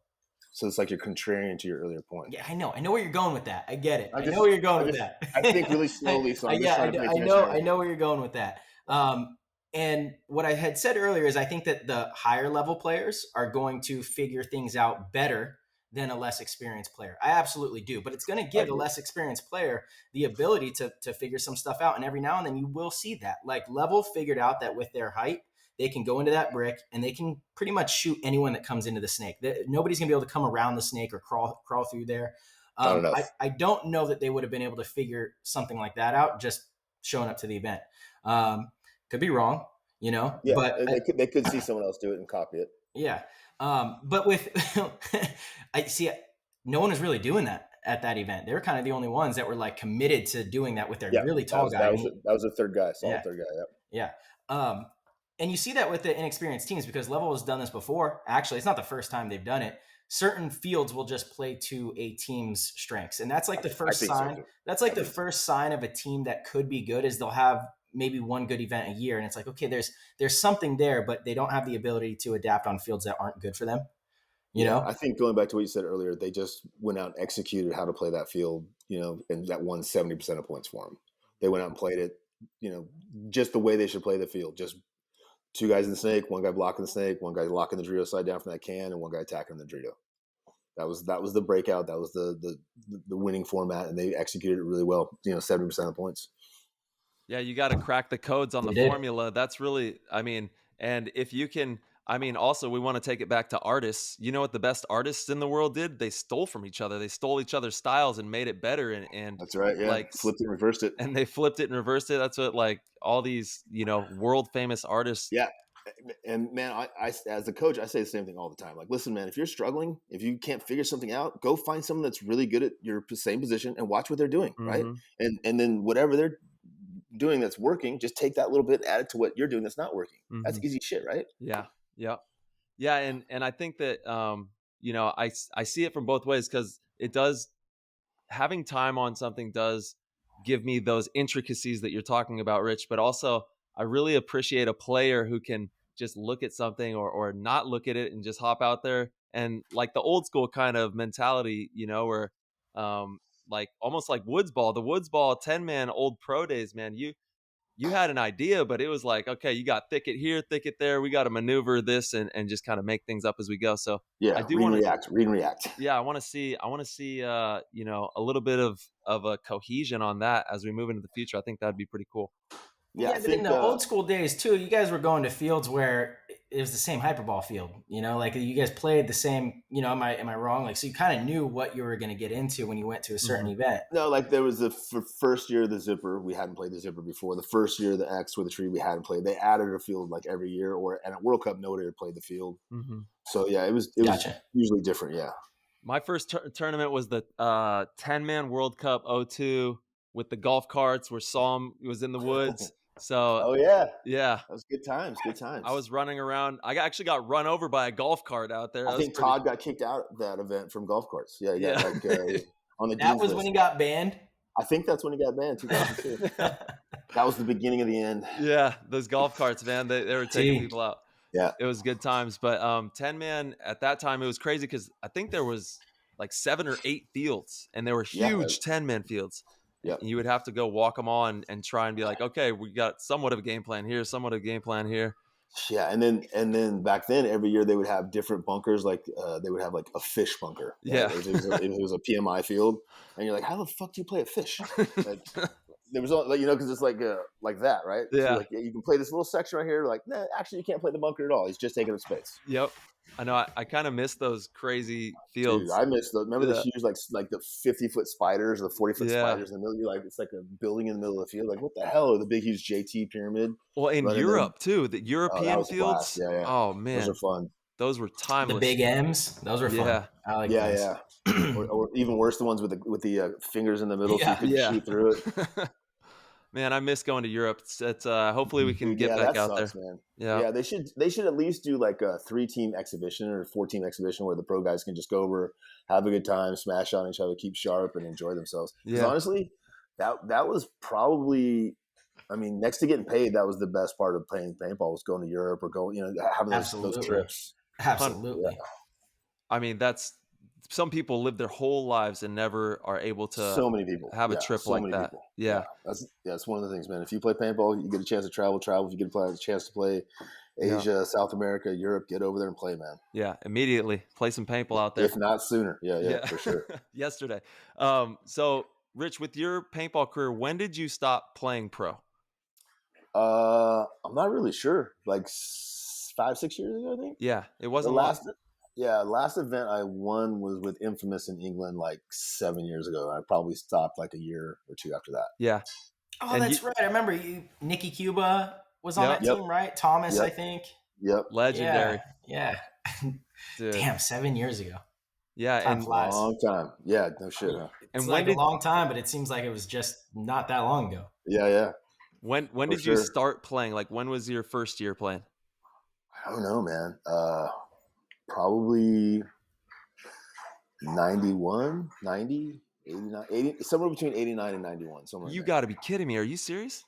Yeah, because I didn't think it was that long, but I saw a clip from 91 event that we won, and I was like, oh, I didn't think it was. I thought it was like 95 when I started playing. So you were making. Hold on, you were like 20 something then? No. Yeah, 20. I'm 52. I'm 52 now. All right. Yeah.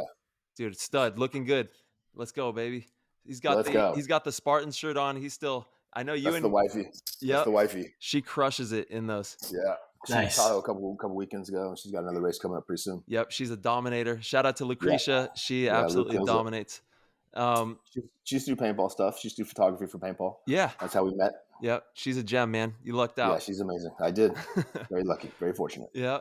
So you were making fun of Maddie. He was 2 years old. I legitimately was 2 years old. When you said, you're actually you raised me. That's crazy, man. And what was paintball like at that time when it first started for you? It was so like, when we would go through the airport and people would be like, hey, where are you guys going? And we would say paintball. People would have no idea what we're talking about. They're like, what do you mean by paintball? They're like, you mean ping pong? Like, no, paintball. You mean pinball? I'm like, yes. We're all 6'2" pinball players. So there was just no recognition of it at all. I remember the first time we went to Toulouse and like the buses were, paintball and the posters and everything. And like the newspaper was paintball. I was like, oh my God, like paintball is finally like acknowledgeable. Like someone that actually knows what I'm talking about. We're going to be on TV soon. TV tomorrow or the next day. So yeah, it was definitely, it seemed like overnight it went from dudes like pulling up with their pickup trucks and selling stuff out of the back of their truck to Dave rolling in with a diesel and just being like within 2 seasons, it just was completely different and went from being in the woods, by being in the woods, I mean out in the middle of nowhere, not at a paintball field. They just put fucking tape up wherever, to being at World Cup with, hyperball and airball. And you're just like, what the fuck? This is, and diesels and stuff. You're like, wow, this is a big, big difference in a small amount of time. Huh. That's really, really interesting to hear you say that.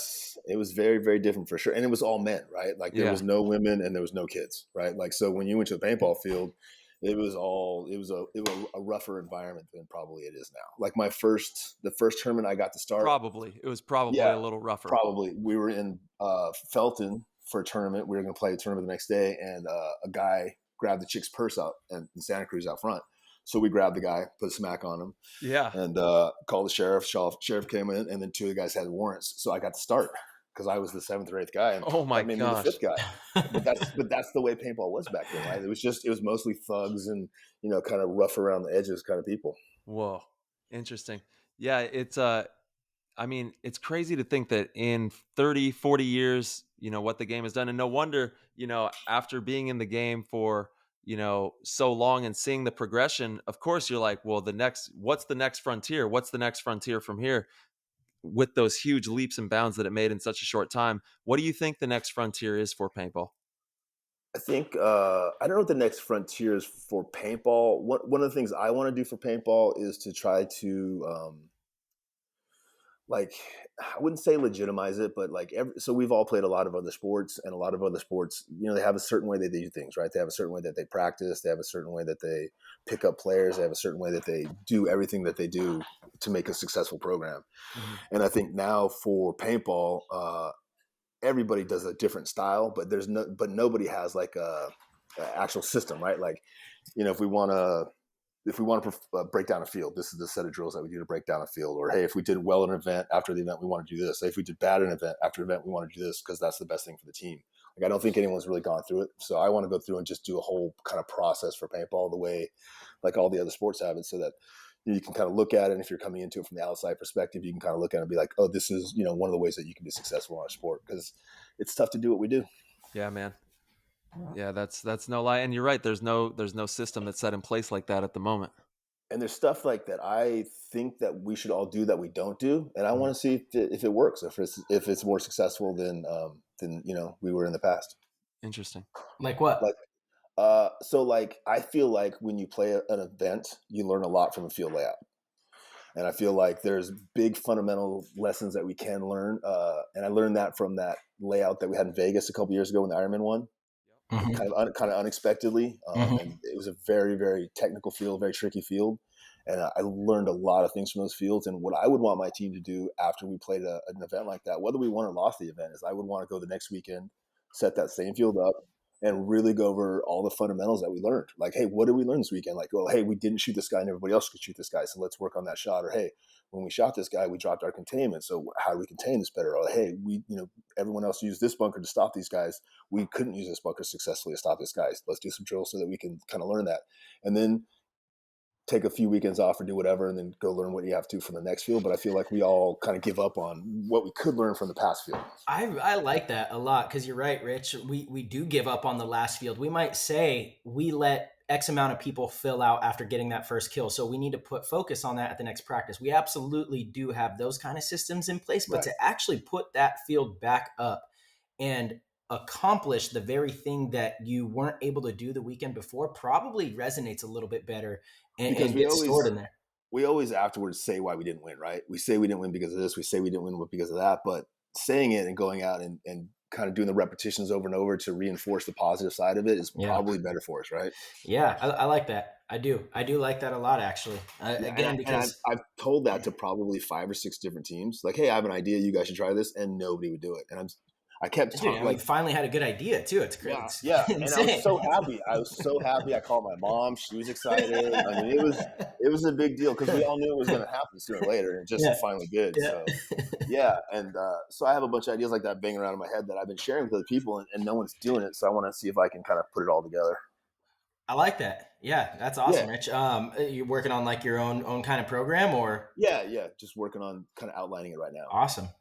You might have added a whole nother weekend of practice that teams could get together and, One more reason to hate Rich Telford.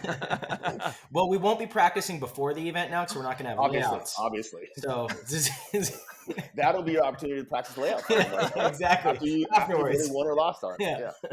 Now you can execute the shit out of it. I like the direction we're going in. We've come full circle. I do like that, again, because in sports psychology, to actually see yourself execute the very thing that you weren't able to do, I think it teaches you better than just trying to apply those theories to the 100%. Next layout. I think you get together that Friday night and you watch the 4 or 5 or 6 games that you played. You analyze kind of what you did well. You analyze what you did poorly. You analyze what the other teams did well, what the other teams did poorly. And then you go out and set up specific drills, not just play the field, but specific drills so that you can work on those skills, man. Yeah. And then Sunday, go out and scrimmage it and be like, hey, at the end of Sunday, are we markedly ahead of where we were on this layout, on this field, on this thing that we struggle with? Or if you played it really well, the tournament you won, just go fine tune it. Have a real light weekend where you just do a couple hours in the morning. Just, this is what we did really well. This is the couple points we struggled.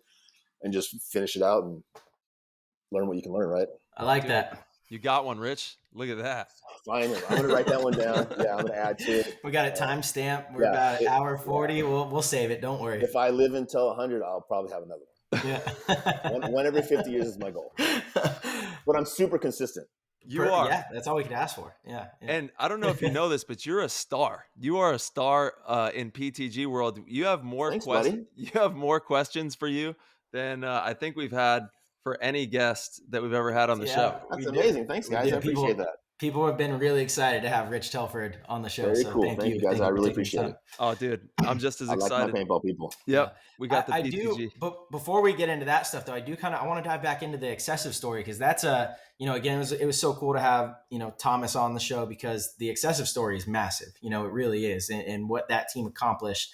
They were the first team to really take down Dynasty, which was huge, and then a bunch of superstars coming together and getting that going. So I think where we had left off was struggling throughout the year and finally putting it together, I think. Yeah. So funny. I was in Tampa the other day talking to a paintball guy, and he's like, "Hey man, about the excessive story. Didn't you just ever figure out that you just were never going to beat those guys?"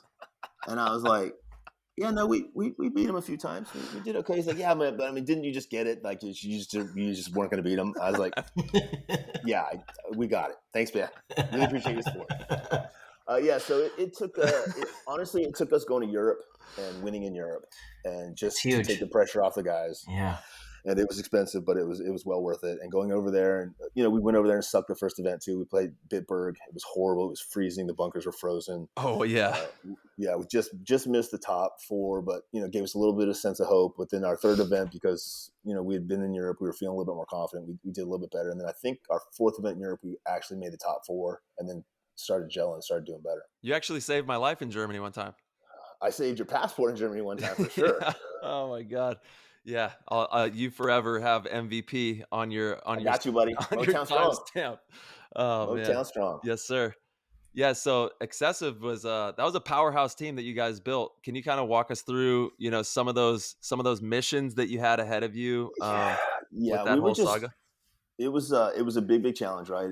We brought a lot of different people together, and a lot of the people were driven, and a lot of the people weren't driven, right? So getting the guys who weren't very focused or driven was challenging, and then keeping everybody happy was challenging. And in the end, it was just too many egos and too many guys that were there just for the paycheck and for the ego, and not for the team. So it was. I mean, I really like. As individuals, all those guys on the team. But for me as a captain or as a player, it was a real rough time, because it was 10 or 12 and sometimes 20 to 24 really, really selfish dudes that were all really trying to, get whatever they could for themselves and put as little as they could into other people. And so it was challenging, man. It was fun, but it was challenging. That's a magnanimous amount of people. To be. Yeah, I mean, at one time we had the number 1 pro team with Excessive and the number 4 pro team with NRG, and we had 22, 23 guys on the 2 squads. So we were rolling deep. Yeah, you were. Yeah, we had 4 vans at one time going down the highway, and some cock in a Corvette cut the front guy off and pinned him to the wall and jumped out like he was going to whip somebody's ass. And we had 23 dudes get out of the 2 vans. He's like, "All right, I'm getting back in my Corvette now. I'm gonna let you guys slide this time." I'll let you guys slide. So Rich, he didn't know that. Yeah, he didn't know you guys were mobbing that deep. No, he didn't know. He said, "Minivan, I'm gonna whip this minivan's ass real quick." Oh, there's a lot of dudes in that minivan, and they're all big dudes. Minivans are the universal paintball. That's right, car, for sure. Watch out for the I minivans. love minivans. Watch out for the minivan. I do too, man. I was always like, "I'll get a minivan in a heartbeat. I get good gas, plenty of room." Super functional. Yeah, super functional in there. Yeah. I'm all about the minivan. Yeah. Rich, how did you as a coach now, and then how do you put together a team? What kind of players do you look for? Personalities, all of the stuff that goes into culminating a group of guys or girls. Yeah. So then probably much different than now. Obviously you need talented people, but I think finding guys that are good team people and just generally good human beings is super important. Mm. If you're athletic and relatively intelligent, I can make you into a really good paintball player. But if I can't keep you in a group of people because you're too big an ego or just you don't fit in, then no matter how good I make you, the team's not going to be good. I got to get 5 or 6 or 7 guys that can get along well enough that I can keep them together long enough that I can make them into a strong team.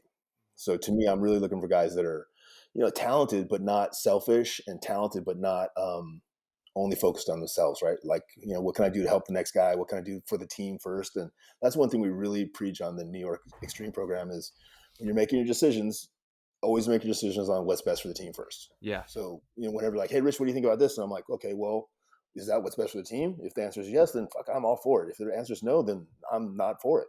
And it's not about personalities. It's not about, being nice or not being nice. It's the team has to come first if you want to be successful. If the team doesn't come first, you're not going to be successful. Or if you are, you're not going to be successful for very long. Dude, that's wise words. Wise words, right there. That's just experience, man. Yeah. And also you ran, XSV also had a huge merch line as well that was very successful, and there's teams out there that want to maybe someday have their own team brand. Yeah, that was actually Dynasty's fault. So I went to Eric Crandall because I'm a paintball fan and I love the Dynasty guys, and I'm like, Eric Crandall, you guys are selling these boards and you're selling these videos, and that's great, man. You guys are coming in with an extra couple $100K a year. That's amazing. But you're the most popular team in the world, and you should be doing your own product line, your own this, your own that, and the guys should use that. So as they get older, they can use that to support themselves or run the business. And it was a no brainer. And he's like, Rich, I can't get any of the guys to do it. And then I was like, it's super frustrating. So then I was like, well, I could do it. So we just started doing it. There you go. Definitely something we intended for Dynasty to do that just didn't work out. And so we did it. And so I had the store at the time, and I just did it differently. I went down and I just found our 10 soft goods that we sold the most of, that we had the worst margin on.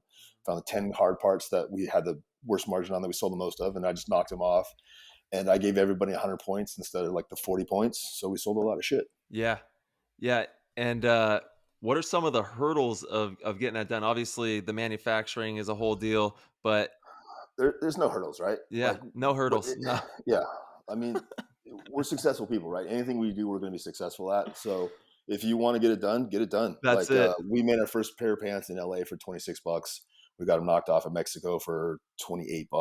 We sold them to the manufacturers for $50. They sold them for $100.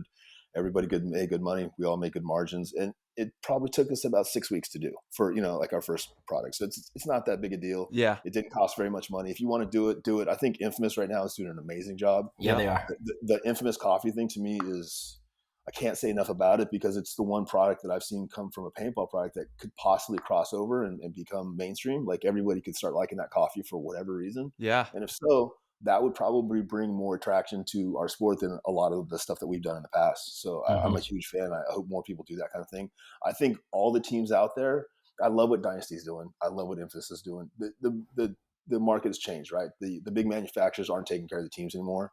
They're taking care of themselves, right? They're not making enough money where they have money for marketing and have money for the teams. So the teams need to go out there and you either have to have an angel investor, right? Or you have to have your own company where you're making money for your team. And if you're not in one of those two spots, then you're probably not going to be one of the top teams for very long.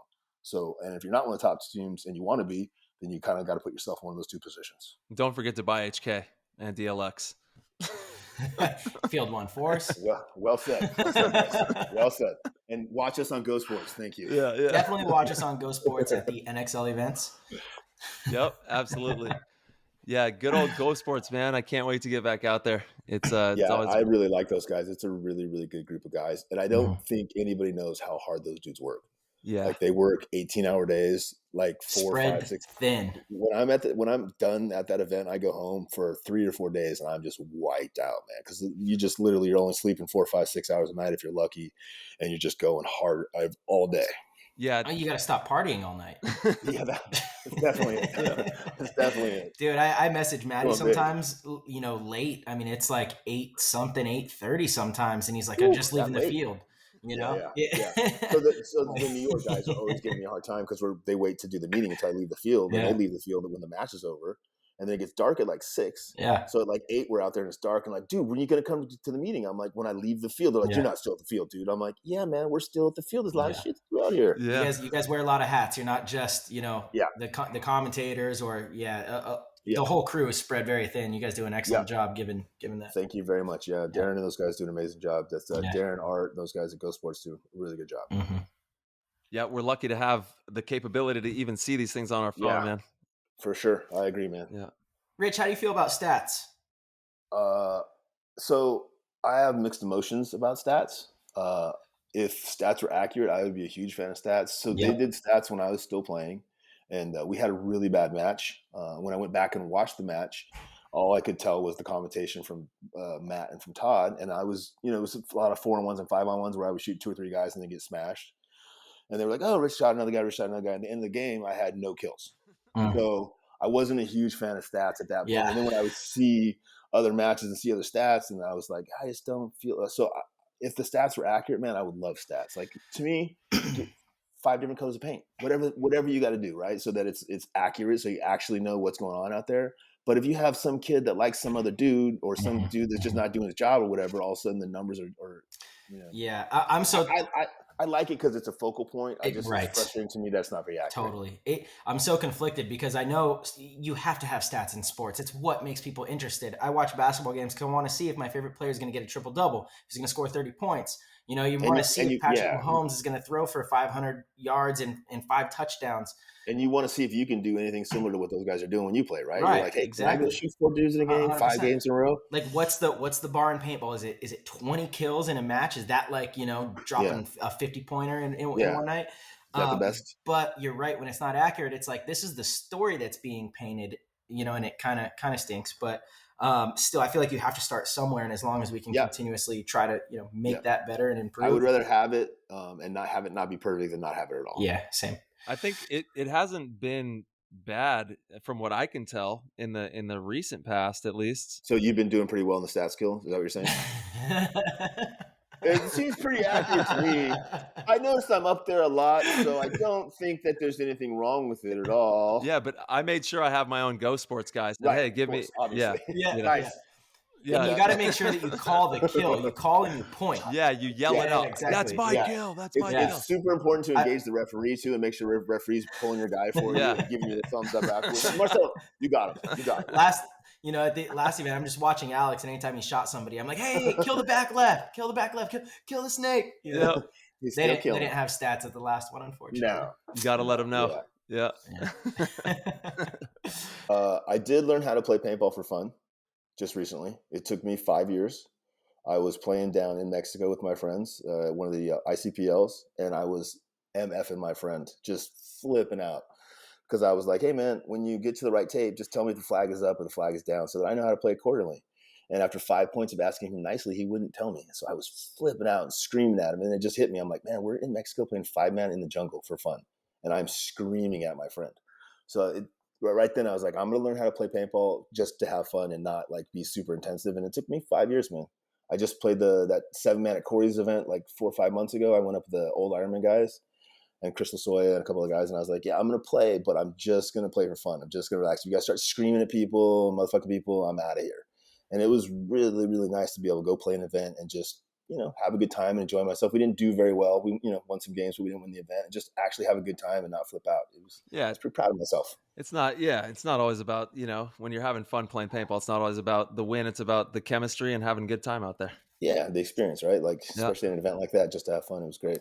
That's, I think, the coolest thing that, again, I know we talked about it earlier, but the ICC really brought back and has highlighted and has done for me, because that's something that I struggle with, is to just go out and really just enjoy playing and not being competitive. We lose that, right? When we start, it's all about having fun. Yeah. And then as you climb up and as you start making sacrifices, it's less about being fun and more about being productive. And we kind of lose that. So it's nice to go back and check in and be like, oh yeah, it is really fun to do this. It is really enjoyable. Mm-hmm. And it's been so cool to see all the OGs come out and play too. I think that's another amazing thing. And it's also another thing that we do talk about on the show is just all forms of paintball, not just 5-man, like Tyler says this all the time, but I agree. I would like to see, the best of the best competing in these 10-man tournaments, 7-man tournaments, 5-man tournaments. I think it would be really cool. I think every format of paintball is a lot of fun and amazing. I think in the 10-man things, they should do 2 divisions, right? They should do an old person's division, like a Legends division, so that you guys can go and play against each other, right? The best in the world and actually, do that. And then the older dudes can go out and drink and have fun and screw off and have a good time and not play against you guys and actually have a chance of winning a tournament. But yeah, I think all those formats are great for everybody. And I think getting out and playing paintball is for fun is super important as well. More paintball. That's all we need. More paintball, more paintball, the better for sure. More paintball. And again, like we talk about the paintball community at the tournaments, because everyone's so competitive, you don't see as much of that paintball community. But when you go to the big games or the ICC or the mechanical 7-mans, you see a lot more of that community. Yeah. A lot of those guys are there. They want to win, but they're really there to have a good time. Mm-hmm. Yeah, it's really regimented for the pro players. Like we have a strict regiment of watching games, especially now that we have it on the phone. Before we would sit at the field, but now you have a whole regiment of, obviously we want to watch, the film and get the data. So making sure we're doing that, making sure that everybody's on the same page. How long do you guys spend doing that, Ty? Well, I mean, I don't put down my phone, and I think a lot of the guys don't put down their phones the whole day. When we can, if you're not at the field watching paintball, you should have your phone up watching the paintball games and watch the matches and seeing everybody. You're going to pick up some little bit of knowledge from some random game that you're watching just by doing that. Yeah, it's one of the things I like about the commentating is when we bring up fresh people and we get that fresh perspective for someone who's been playing it that is different than what we've seen, and it's nice getting those different looks and those different perspectives. Absolutely, yep. And we actually have a bunch of different looks and perspectives from the PTG fam, PTG world, the Discord. They have a lot of questions for you. So, get ready. Let's go. Yeah. All right. Yeah. So the first one we will dive into, Alex Cooper was wondering about, the Vicious and Dynasty rivalries with Excessive. What were those like with Vicious? What was the story with Vicious? Vicious wasn't like that big a deal. Wasn't really that big a rivalry in my mind. Junior and Paulie just didn't get along. They hated each other. So any opportunity for either one of those guys to punish the other guy was, kind of an excuse to go crazy. But for me, Vicious was. I mean, I like the family. I like a lot of the players. They were a good team. Just Paulie and Junior just did not get along. Yep. Nice. Dude, this is a great question from our man, Chris Tucker. Over the years, you have watched and trained some of the best. Are there any players that stick out to you most on their potential today, and who was your favorite player to groom? Yeah, I don't really have a favorite player to groom. I've been asked quite a few times. I mean, I really enjoy working with everybody. And I've worked with so many really good players. It's really hard to say that anyone was better than any other one at any particular time, right? Now he gives us the PC answer. Yeah, I mean, but it's that's true. Like honestly, I work with Ty a little bit. Yeah, Ty's one of the best in the world. I work with Oliver. He's one of the best. Just a lot of. I've been really fortunate to work with a lot of really good players. Yeah, you have, man. Every one of the top players in the world holds you in a high regard. Just in the way that you're able to process paintball, you're one of the best to ever do that. Yeah, I think so. I started doing martial arts at a really, really early age, and when you do martial arts, you kind of have to learn your fundamentals, and you have to kind of break down the physical part of it, and then you have to have the discipline. And like you talked about, playing and fighting being very similar. So when I moved from martial arts into paintball, it just kind of worked out. Everything just kind of fell into place. Yep. Absolutely.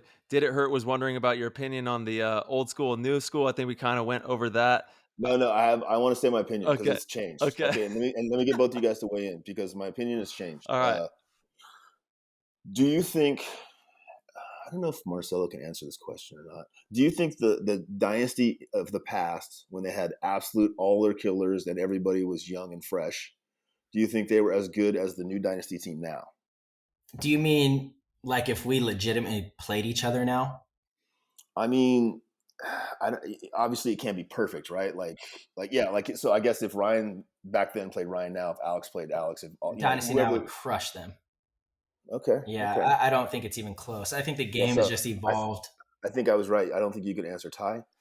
Okay. Yeah, I think we would be surprised with the outcome of that game. I think it would be kind of shocking because the at the height of Dynasty, those are the stars of the world, and I think that. Go watch the videos. Wait, but so no way. So listen, slightly different, right? Back then, we played paintball 3 or 4 days a week. We shot 120, 140 cases a week. We played 15 events a year. Yeah. We had a shit ton of clinics. Now you guys play 4 events a year. You practice 2 or 3 times for each of those events. So to me, the Dynasty in the past that was at the absolute top of their game would be as good or better than the team now. Just my opinion. And again, dude, you guys couldn't shoot somebody off the break with 7 bunkers on the field and 40 feet to the snake corner. What are you talking about? I shot quite a few people on the break. You did. You weren't on Dynasty. Bring Rich over to Dynasty in that era, Yeah. then maybe you guys got us. Just opinion, but based on, I think that Dynasty back then at their peak was as good as the Dynasty is now. And again, that's just my opinion. And again, it has a lot to do with the volume of paintball they played back then compared to the volume of paintball they play now, the passion that they have now then compared to the passion they have now. And if you can make the argument that the Dynasty team of then was as good or close to as good as the Dynasty team of now, then teams back then were as good as the teams are now. Yeah, I don't think you can. I don't think you can make that argument at all. And again, I would have 100% lost that or had a different argument when we played. If you had asked me before we played X Factor at the ICC and knocked them out of the tournament, I would have said there was absolutely no chance that we were going to beat X Factor in that game. There's no chance that we were going to go on. When we shot the 3 dudes early in the game, I would have said there was no chance that they're not going to drop the hammer and run down the field and kill us because they have to, right? They just sat there, walked off the field down by 4 bodies and had basically lost the tournament in that game. And I was just like those guys are really good paintball players. They really know what's going on. But at that time, like for whatever reason, they weren't as good a team as an old beat up Aftershock team. Interesting. Yeah, I guess if we had a time machine, that would be a pretty fun little battle to watch for sure. Yeah, it would be for sure. Yeah. And I think that, there is some validity, but I don't know. It's all about who gets it done out there. But they were playing a dominant performance. It'd be a mercy rule finish. A ton of, yeah. Ryan alone is like night and day a different player than he used to be. He's playing the best he's ever played. You can't even argue that. So I don't know. I don't like watching the evolution. The game has evolved so fast, from 15. So how often do you play paintball now? 2 times a week. How many events do you play a year? In a normal year, God, Rich, 4 Australian events, 4 European events, a couple South American events, all the US events, a couple events in Asia. I'm every weekend, so you're talking to the wrong person if you want to go up that tree. Is everybody in the same squad, pretty much the same thing? No. Some guys play less than that. Ryan, Blake, similar. Yosh was playing quite a bit. He was playing over in Australia. He was playing in Europe. Me, Ryan, Yosh, Blake, we're playing over there, and that helps a lot. That's massive. You're so correct. Yeah. You're so correct with that. That was one of the big reasons we wanted to get majority of us to go and play in Europe. And actually, Tyler came over. Yeah, Tyler came over and played an event with us there too. You went over there. It's a little easier sometimes. It's gotten way more competitive now. But it does give the team that confidence and that ability, that belief in each other. There's something intangible about that, right? Like you don't understand it, and all of a sudden you win a tournament, and all of a sudden you go from believing that you can do it, but not really being sure, to expecting it, right? Like, yes. I expect to win this weekend, and it's just such a you can tell people that, but until they've gone through it, it's really hard to describe. Absolutely. Rich, you're a huge fan of the one-on-one. Obviously, we got the spool drill. Huge fan. Yep. So, in your opinion, what is the most common mistake that you see in one-on-one situations in games, and advice for players on how to close out a point in a one-on-one situation? First of all, never lose the other guy. There you Watch go. The gaps on both sides, right? So yeah, that's the number one thing is don't lose the other guy. And then don't chase, right? If he's ahead of you in a gunfight, reposition, wait until he catches it back up and stay ahead of him to make him chase you. So just don't lose the gaps and make him chase you so you're always in a dominant position and have the advantage. And don't get shot by that player either. Yeah. For sure. Avoid that at all costs. Yeah. All right. Our boy, the Dwarfster, 420. Shout out to him. What do you think the game needs to do in order to make it to the next big step in regards to get rid of those fucking layouts, obviously? Jesus. Yeah, we already talked about this. Why did I even have to ask that question? We covered this earlier. Yeah. And how can it be more appealing to pros and more appealing to divisional players? Get rid of layouts. What do you feel we need to do as a community to improve the mass appeal to the big leagues? Stop practicing the layouts. One thing I would really love to do is to get money into paintball. I would love it to, if top pro guys could go and make 50, 60, 70 grand a year playing paintball, maybe 100 grand a year across the board, right? Not just the top level guys. And it's not going to come from within the industry. It's got to come from without the industry. But I feel like the top level guys work really, really hard to get where they're at, and they should be able to be rewarded for doing that. And I think that the more, we had a big kind of surge in the past where it looked like we were going to make money, it looked like we were going to get TV, and the numbers of people that played just went up significantly. And if we can get that energy going again, maybe with some money, then maybe we can get a bunch more people to try to get into our sport. Because basically any other sport that you go and be successful and put the time and energy than we do, you get paid really well to do so. we actually go and pay to play paintball. So it's just something we have to fix in the industry. Yeah. How do we do that? Outside money, right? Yeah, but how? How do you get outside money? Numbers, right? Eventually, we just got to keep chugging away and getting those numbers, man. Or we get lucky and somebody like Infamous does something with coffee and something happens, or somebody watches your podcast. You know, like there's angel investors and then there's numbers, and we've got to come in somewhere between the two. We don't have enough numbers right now to go outside to like a real big sponsor, but we could accumulate a bunch of small sponsors. It's just like there's nobody out there that's, you know, that's their job, right? To go find money for paintball, right? Because everybody's super busy doing their regular jobs. Paintball hasn't even been legitimized. You kind of hit on that earlier. The game itself, what we do, has not even yet been legitimized to the common people.